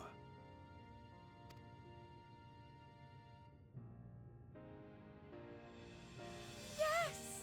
Yes! A most mellifluous phrasing! We Loporrits were born of Hydaelyn's love for Etheris. That shining, shimmering blue jewel, brightest star in the sky, brimming with life and possibilities. For as long as I can remember, I've toiled in anticipation of the day when this vessel might be needed. All I've ever wanted was to meet those she cherished so dearly, to serve and serve well.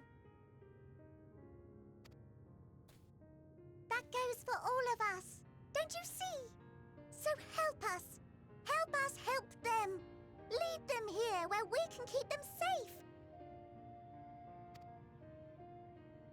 If there's anything wrong with what we've built, we'll fix it. We'll make it right.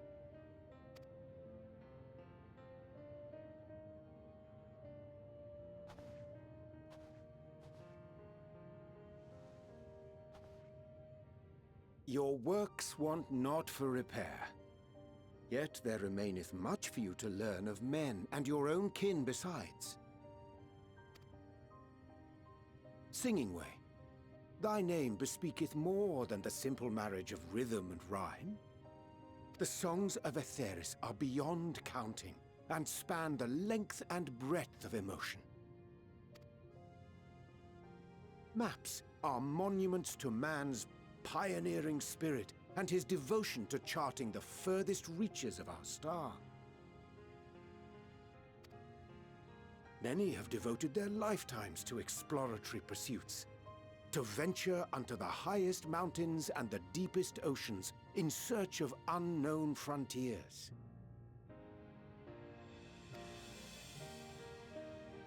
And thou, my friend, Oh, I do not think we've met.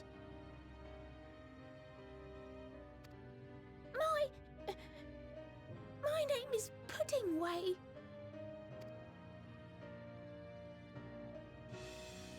Puddingway?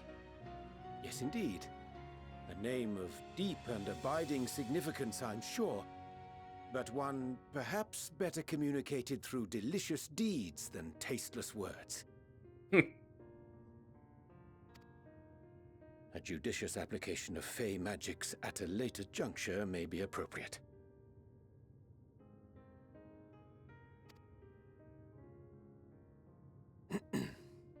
And Living Way. 'Tis no easy feat to convey the significance of thy moniker. When I was a bookish boy, a dear friend of mine was fond of peppering me with questions as I read, to my occasional annoyance. One day, I posed to her a question of mine own. What doth it mean to live? After much contemplation, she proffered this answer. The anticipation of a half-read story's conclusion. The hope today's mistake may serve as tomorrow's lesson. The wish that a new acquaintance may one day call thee friend. She believed it to be all these moments and more.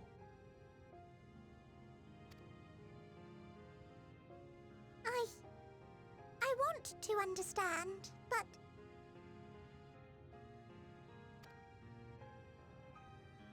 I, too, still labor to find mine own answer. 'Twould be my pleasure to assist you and yours in embarking on a journey of self-discovery and enlightenment.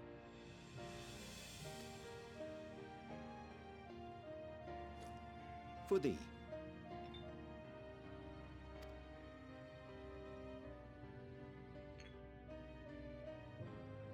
Ink as blue as the waters of Aetheris. Made in haste, though I assure thee, the quality has not suffered for it. The people need not be persuaded by honeyed words. Nay, I have faith they shall do what is right in due course. Until they do, I beg your patience, friends. And with that ink, let us fill the empty pages of Living Way's compendium. An open exchange of ideas will surely afford you all a better understanding of modern man, and with it, ideas for improvements and renovations. But more importantly, it shall empower us to together find a way forward.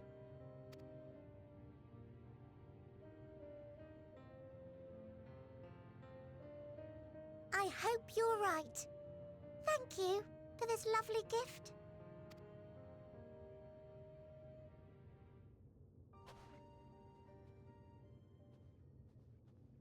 There you have it. I shall remain with the Loporrits to ensure that all is in order. Though we must needs prepare for every eventuality, you would all agree that the evacuation of our star is a last resort. To accept failure is to accept the demise not only of our star, but that of Reen's, of all reflections, and the souls that call them home. Which is why I have every faith that you shall fight to the last, that such drastic measures may prove unnecessary. Should the worst come to the worst, and I pray deeply that it won't, I'll take comfort in knowing preparations were made under your watchful eye. Aye, thou mayest be assured that if calamity cometh, not a soul will be left behind, if being the operative term.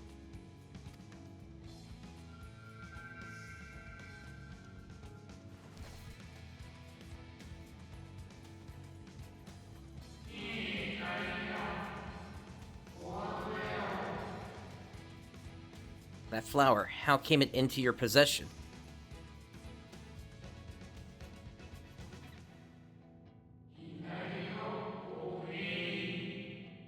How very like her.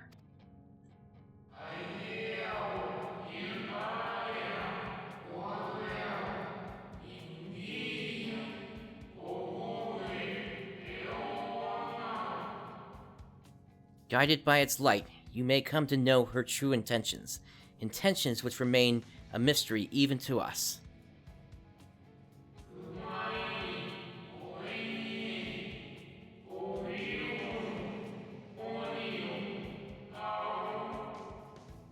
In our time, we called it Elpis. You would do well to remember the name.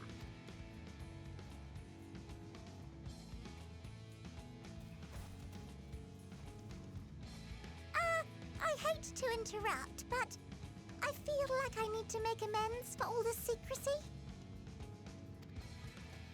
Think nothing of it. We haven't been the most gracious of guests. Do convey our apologies to Growingway and the others. But of course! And when next we welcome more guests from Atheris, we'll have learned to be much more hospitable hosts. Oh, and circling back to the matter of inappropriate secrecy, we ought to discuss our benefactors. Agreed. The Charlayan Forum, yes? So even they figured it out. What? How did you know? The more I heard, the more obvious it became. The Forum's aims align closely with those of your anonymous patrons. A telling coincidence would be an understatement. Though had we not taken it upon ourselves to peruse certain restricted tones in Labyrinthos, we might still be unaware of their plans. But let us continue this discussion upon our return. I dare say we have kept Alphino and the others waiting long enough.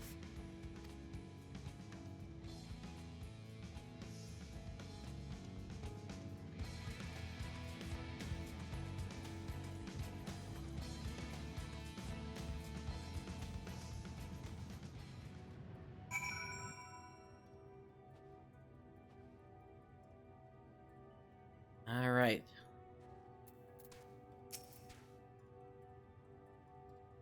It was a relief to see Livingway was pleased with my gift of ink. To serve and serve well, though their knowledge may be lacking, their boundless love is a blessing without peer. It will be no easy task to prepare them for what must needs be done, but gladly do I embrace this duty, even if it doth necessitate that we part ways for a time. Forgive me my absence, but I have the utmost faith in you, in all our fellow scions. When next I return to Aetherius, I pray I find you all in good health and good spirits.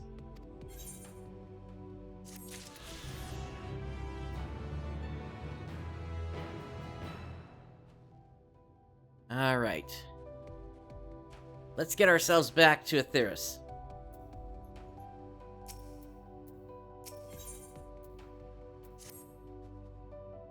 With the Loporrits in Urianger's capable hands, we needn't worry about affairs here in our absence.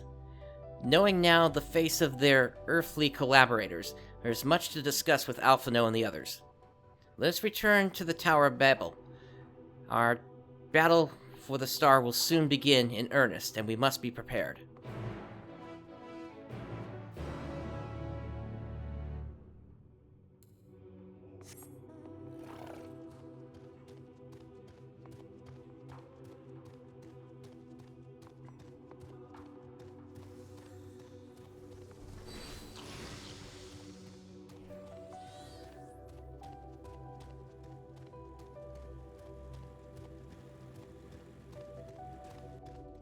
Huh, what is this?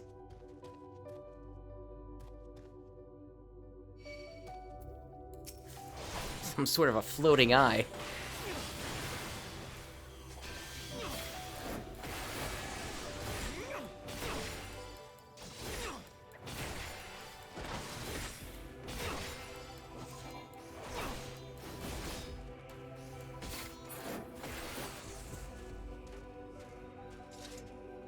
Oh hey, one more, I'll take it. Let's try a sweeper.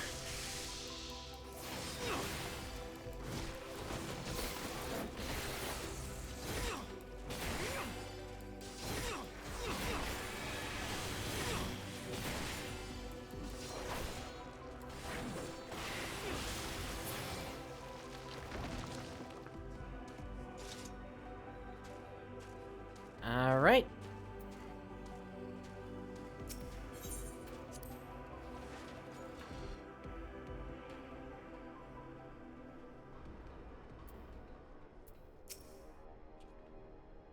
Gods, I can scarcely believe we went to the moon and back.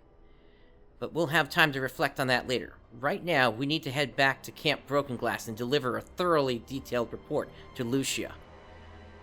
I'd like very much to know how everyone is getting on here as well. They had only just begun to treat the tempered prisoners when we left. I share your curiosity, but warning our allies of the final days is of greater importance. I speak not only of the contingent, of course. The heads of state of every nation must know what we have learned. We know not when or where or in what manner the final days will begin to manifest, and so we must see that everyone is prepared. Agreed, though we may wish to stress the importance of discretion, lest the public be sent into a panic. Not that anyone in a position of responsibility should need to be told as much, but it bears repeating. Anyway, first things first, to Camp Broken Glass.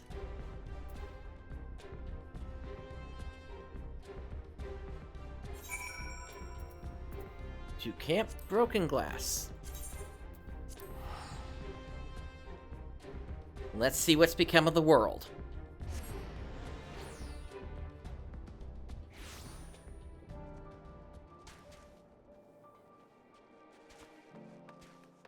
Well, nothing just quite yet.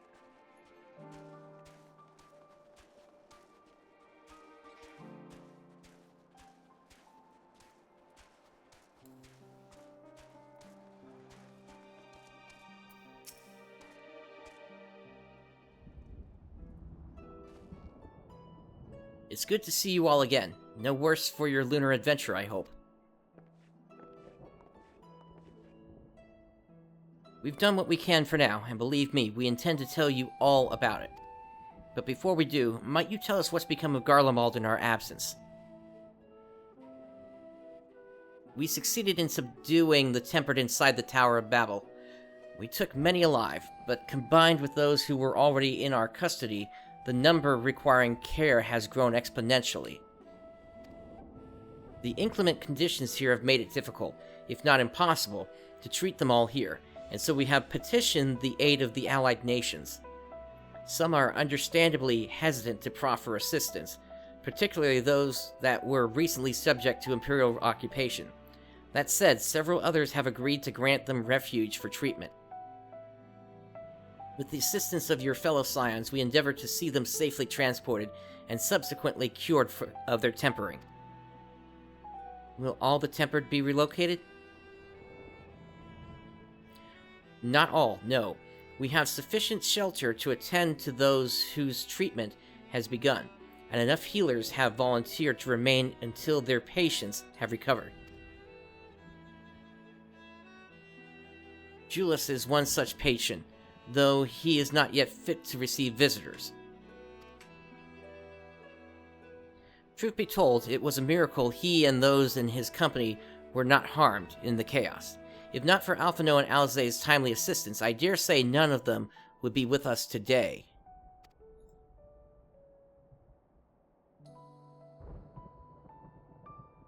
In light of recent developments, have the Alliance leaders come to any decisions regarding Garlemald?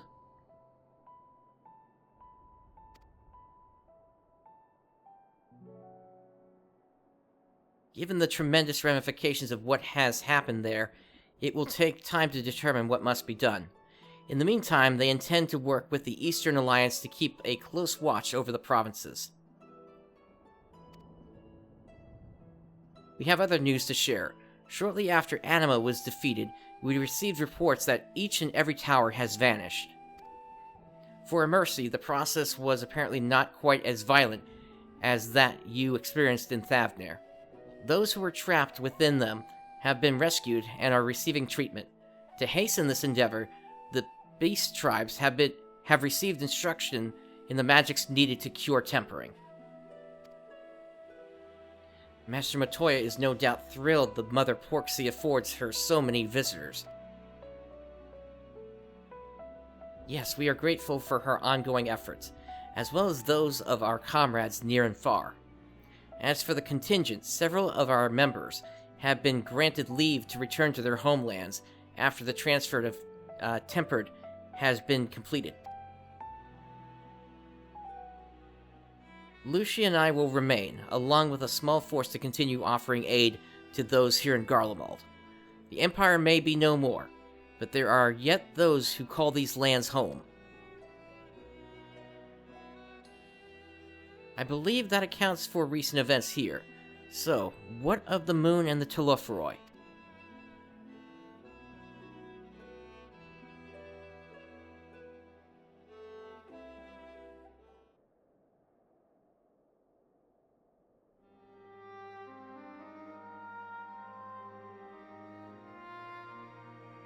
Final days. Gods, I prayed your victory would mark the end of our troubles. There is still much we do not know, but the Alliance leaders must be told. Would you be willing to contact them in our stead? Yes, of course. I will send word forthwith. We'll also release your fellow scion from their present duties, that they may return to Sharlayan. Your energies are best spent finding a means to avert the coming apocalypse. Speaking of your fellow scions, you'll be happy to hear that Mistress Cryo, though still on the mend, has been moved to the Baldessian Annex and given into Tataru's care. Thank you. I look forward to seeing them both upon our return.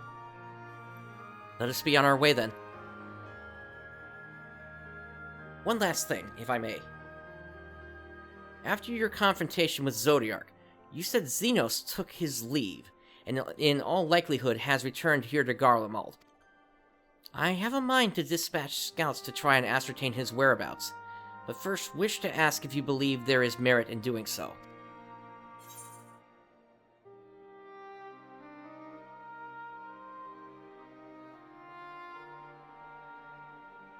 If they found him, they... Actually, no, if you're expecting a trail of destruction to follow, you won't find one.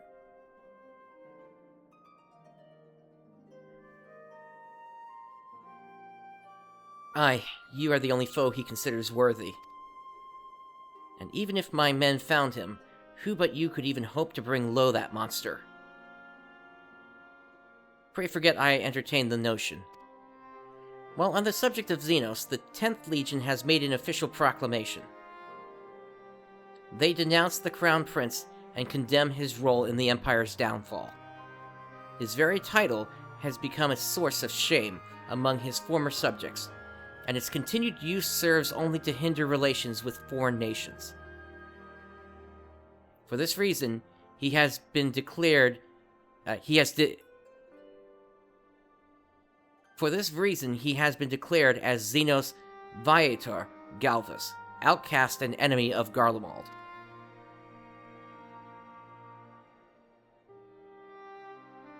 Vandaniel is no more, and now his own people turn against him. It seems he's not but his bloodlust to keep him company. Better that than an army to see it sated. At any rate, I will not keep you longer. I pray you safe passage back to Sharlayan.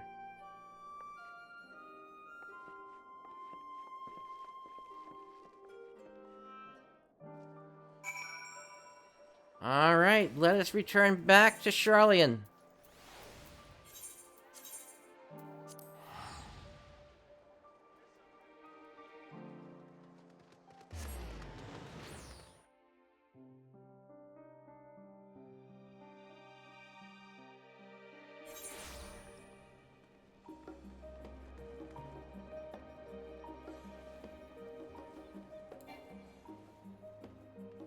That's right, there's a shard right outside.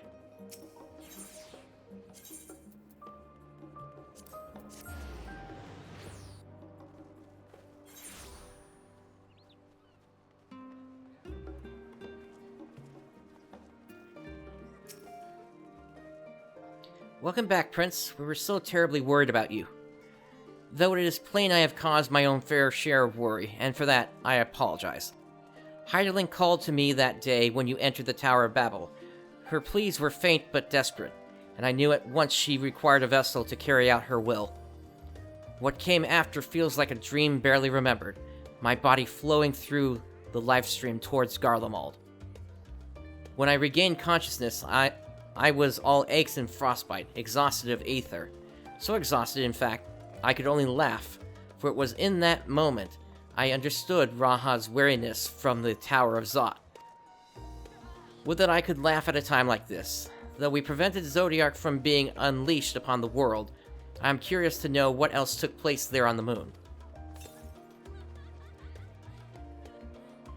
Perhaps we should wait for the others to join us before you give your account. Let us reconvene in the main hall once they have arrived.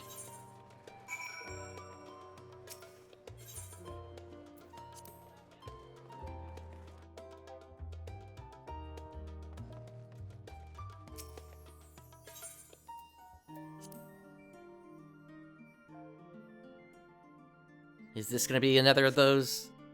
No warning this time. Okay.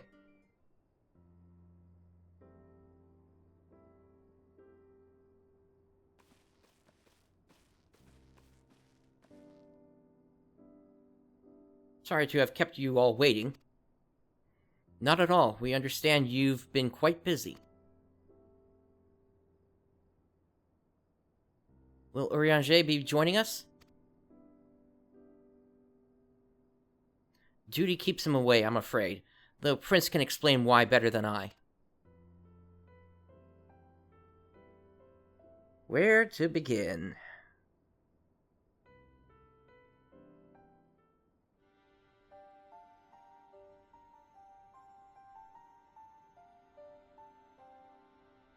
Final days, as befell Amarat.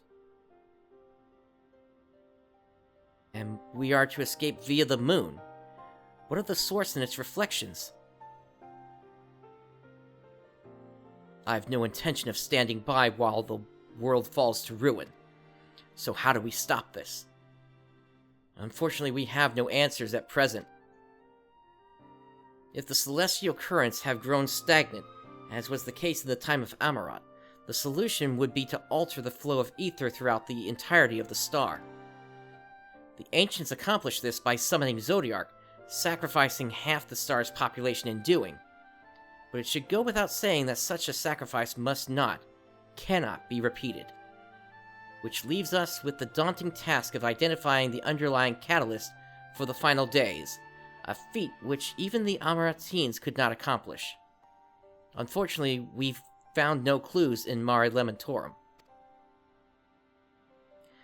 There is still much we do not know about the catastrophe itself, let alone what may have caused it. The final days were marked by the corruption of the Amaratines' creation magic, but we command no such power, which invites the question, what havoc is in store for us? If we knew that much, perhaps we could draw some parallel with the events of the past, and thereby form some semblance of a plan. Perhaps we should start with the Forum, then. Having worked with the Loporrits in secret all this time, there's surely more they can tell us. Forgive the interruption, but I have urgent news. The Forum is holding a public assembly in the plaza outside, some sort of announcement. What is Father up to now? There's only one way to find out.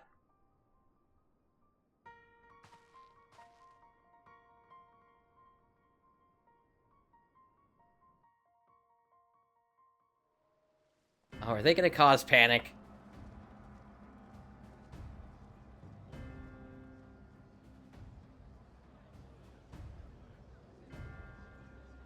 The Loporrits might have reached out to them, actually.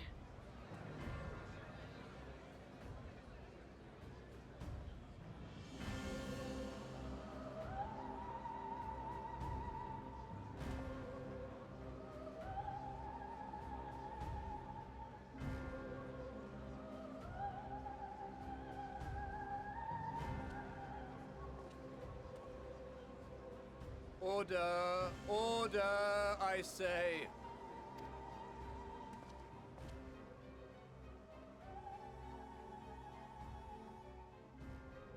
I thank you all for gathering here on such short notice. This day we must speak of grave affairs and their implications for the future of Sharlayan, nay, of this very star. Yeah, this is just gonna cause panic. Said affairs concern all citizens, and so we have called for a public assembly.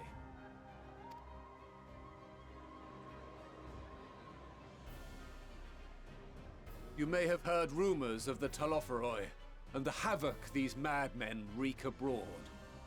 Under normal circumstances, we would pay little heed to petty disturbances outside our borders. The final days, however, are another matter altogether.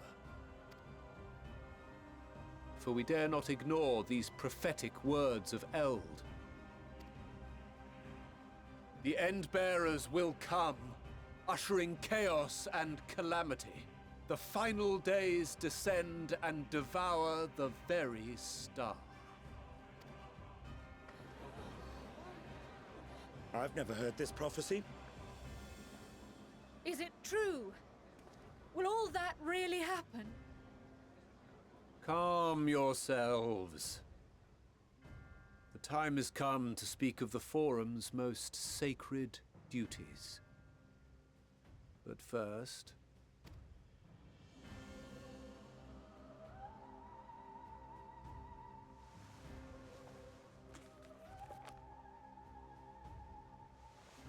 Give voice to the voiceless. Let bindings be unbound. By unanimous decree, I declare the enchantment broken.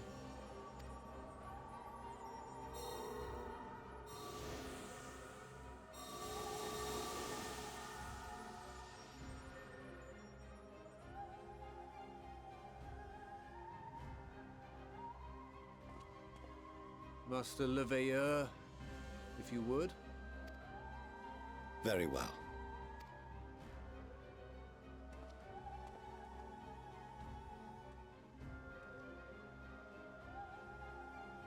"270 years ago, our forebears began an expedition in the Dravanian hinterlands, in search of a route to access the ethereal sea. This much is public knowledge. Their findings, however, would become the Forum's most closely guarded secret. What those researchers discovered in the hinterlands was not a passage unto the ethereal sea, but the very heart of our star, and Hydaelyn herself. She spoke to them of a calamity that would extinguish all life, and of a means by which we might be spared. The moon. 'Tis in truth a gargantuan vessel built to serve as sanctuary for her children and deliver them from this doom. Much like Nunkref's hope in ages past, it will bear the people of a world in the throes of death to a new home. Needless to say, this will be no small undertaking. To facilitate the great work, the Forum has maintained close contact with the servants of Hydaelyn, who presently reside on the moon. Convinced that the foretold end was all but inevitable, we began amassing a wealth of knowledge, not merely for the betterment of our nation, but in preparation for the journey to come. You reveal this to us now? By the gods, how long do we have?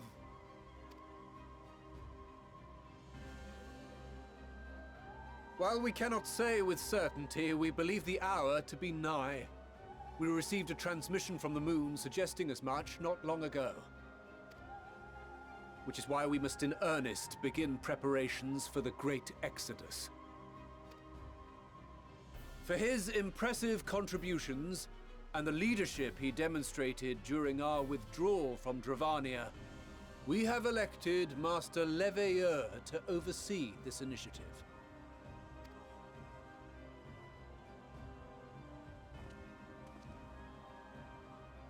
Fellow scribes and scholars, my countrymen, we face a threat of unprecedented scale.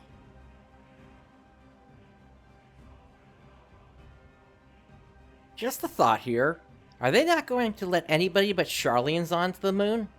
We must challenge the trials before us with composure and conviction if we are to find salvation. The wisdom of Sharlayan has ever been a shining beacon in the darkness, and so it shall continue. It is our solemn charge to see our heritage preserved for future generations.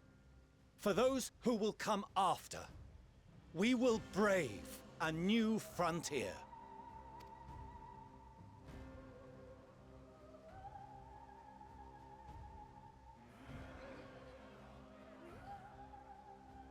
Administrative edicts will be relayed to all major institutions ere long. In the meantime, carry on with your duties.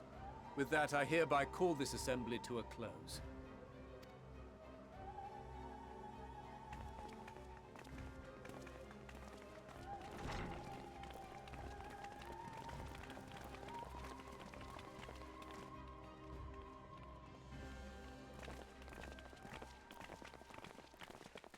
Well, the world knows now.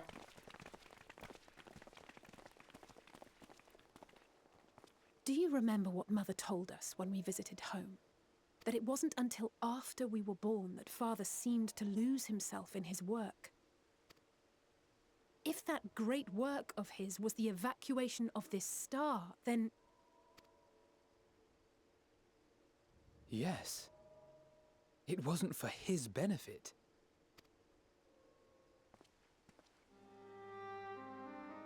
Would you mind waiting here a moment? I wish to speak with Father before we leave. Take your time.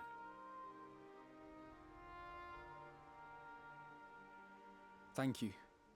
I shan't be long. If it's all the same to you, I have a few choice words to share with Father as well.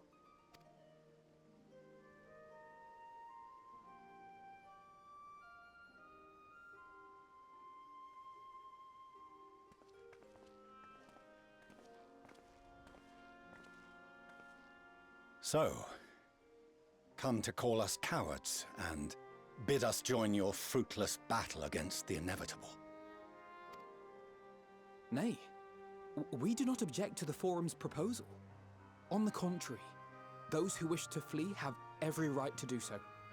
Urianger is cooperating with your associates on the moon to ensure that all is ready should evacuation be our only recourse. Then whatever your business, I suggest you be brief. Though we cannot boast the boundless wisdom of Sharlayan, we have first-hand knowledge of foreign cultures and have conversed with no small number of peoples. These experiences have taught us fundamental truths that cannot be recorded in any tome nor charted on any map. The beating heart of this planet is its people, many of whom would give anything, even their lives, to protect the lands they love. Many may choose to join you in the end. But what of those unwilling or unable, for whom escape will never be an option? What would you have them do? To ignore the plight of those one might conceivably save is not wisdom, Father. It is indolence. This is why we choose to fight. We'll not ask for your understanding, Father. Only that you don't turn a blind eye to the good we have done. That we can still do. We're not children in need of protection. Hold fast to your principles and let the world burn if it please. But we believe there is still another way. And if there is, we will find it. You see if we don't.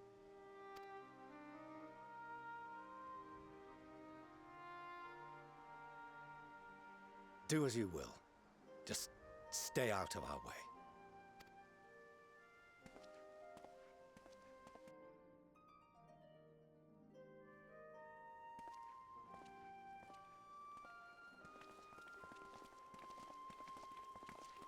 Were he not so consumed with self-righteousness, he might tell you how proud he is of you both. Bold words call for bold action, and there'll be no turning to your father should plans go awry. As if I ever would. So long as there are those who wish to stay and fight for this star, we have to do what we can to help them.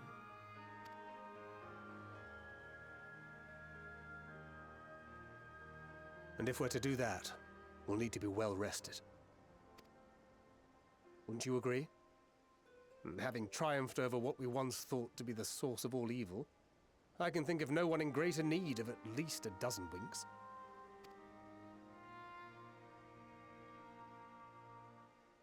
Shall we then? To the Annex, to prepare for tomorrow.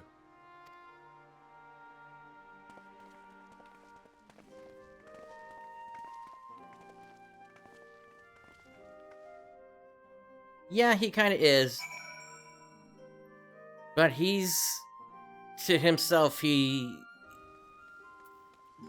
took the mission that he was given. So, I kind of get it. It's just disappointing that he let his family suffer for that mission. But I get why he's at least in that mindset.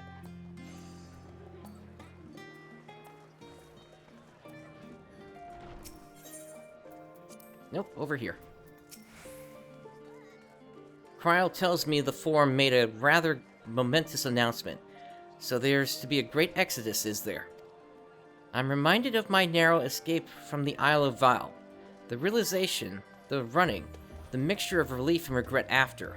Why me, I ask myself. Why me? Why us? Why now?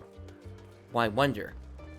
There's no use fretting over the cosmic morality or lack thereof. We're here, and we'll get through this together. And who knows? Maybe my luck will rub off and grant everyone a narrow escape. There's no harm in praying for as much. Oh, but enough of my rambling. I'm sure you're exhausted. Your chamber awaits. Let us retire to the chamber.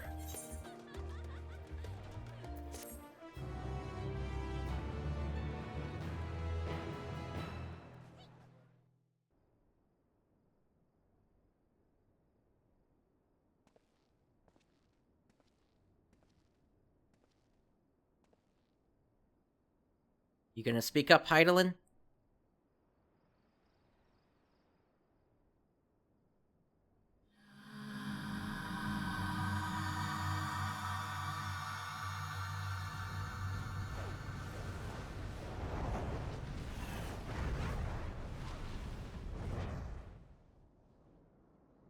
The echo again.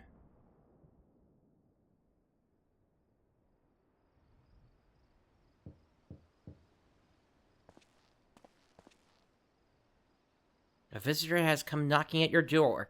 Whoever could it be? Oh wow, we get to choose!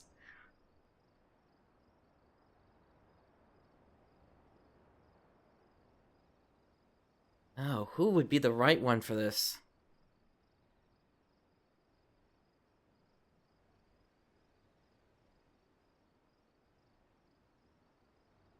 Basically, everything with the Alligans is done for now, so not Gra.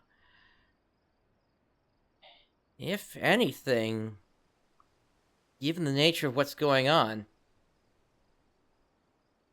probably Y'shtola would probably be the best in this case.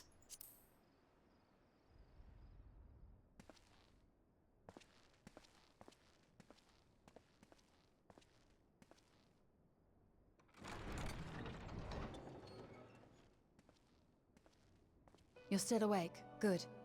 Might I trouble you to stand still for a moment?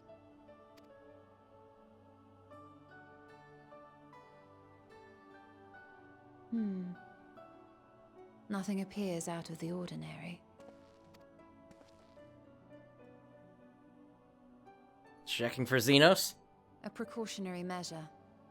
You will recall that serving as a vessel for abundant light in the First very nearly ended poorly. In your recent battle on the moon, you were almost certainly exposed to similar, if not greater, forces. Fortunately, from what I can see, you and your ether are none the worse for wear. Would that Reen were here to confirm my assessment. To think you actually found yourself in a direct confrontation with Zodiark. As if Xenos gallivanting about in your body was not misfortune enough. Did you so grossly offend every single deity in a past life that they saw fit to place a curse upon your soul?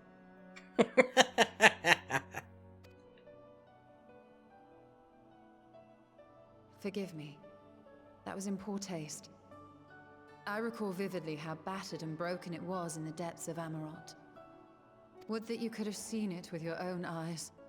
Mayhap then you would understand why the greater part of me is glad you did not. It was a horror beyond description. Promise me you will be careful, that you will seek my counsel if you feel unwell. That puts my heart at ease, if only a touch. I suspect it will grow colder as the night wears on, so do be sure to stay warm. Sleep well. May the shadows keep you.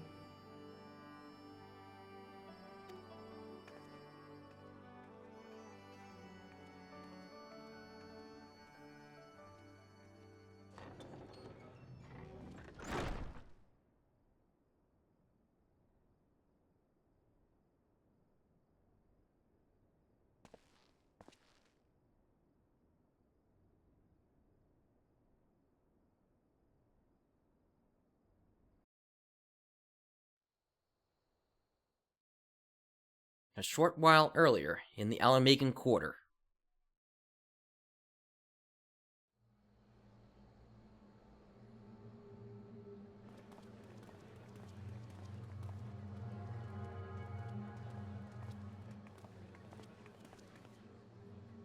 Thank the gods that tower is gone. The sight of it was enough to make me sick. Thank the Ilsabar contingent, more like. Word is, they fought their way into Garlemald and toppled the bloody thing themselves. Not just the one, neither. All the towers have up and vanished. Aye, I heard the same. Commander Aldin and his troops helped keep casualties to a minimum, too.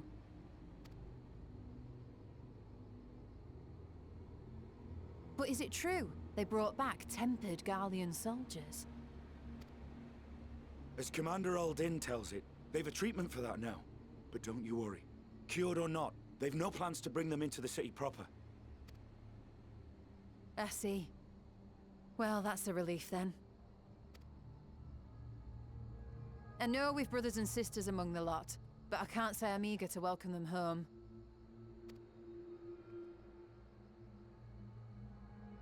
Wanted to think about it for a while yet. They're to be looked after in Alagana for the time being.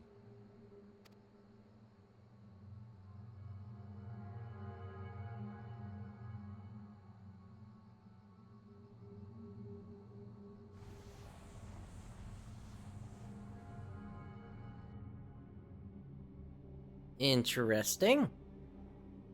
Meanwhile, in Ishgard,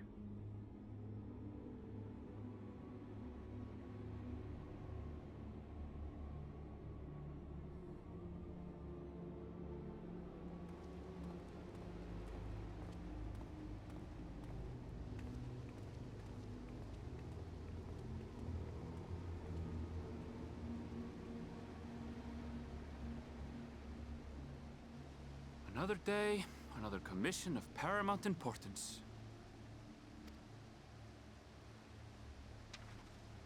Well, what have we here?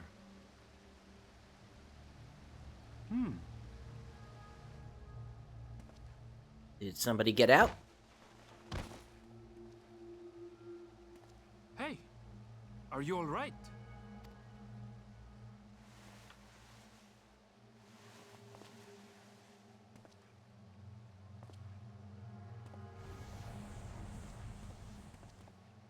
Was that?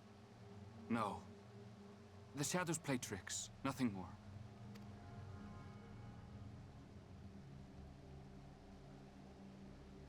The towers are gone, and the Garlean threat is abated.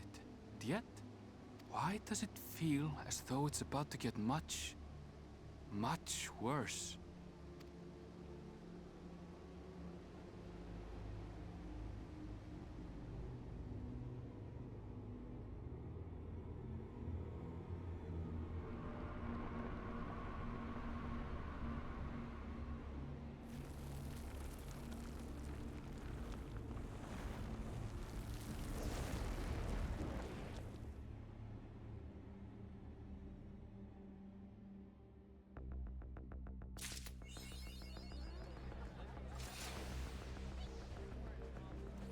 Did that place just disappear?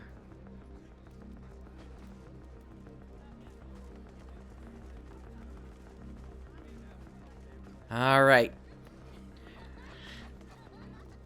So, with that, that chapter of the story is apparently complete. There's obviously something going on. Checking the world map. No, it's still there, so I don't know. Obviously something ominous is going on here, but that is going to have to wait for when we resume this. For now, I do need to take a break here. I've been going for about 6.5 hours so far today, and I do want to get myself some dinner and such, so I am going to resume the show once I am back and ready to go again. In the meantime, thank you for joining me, and I will catch you all later, and have a good one until then.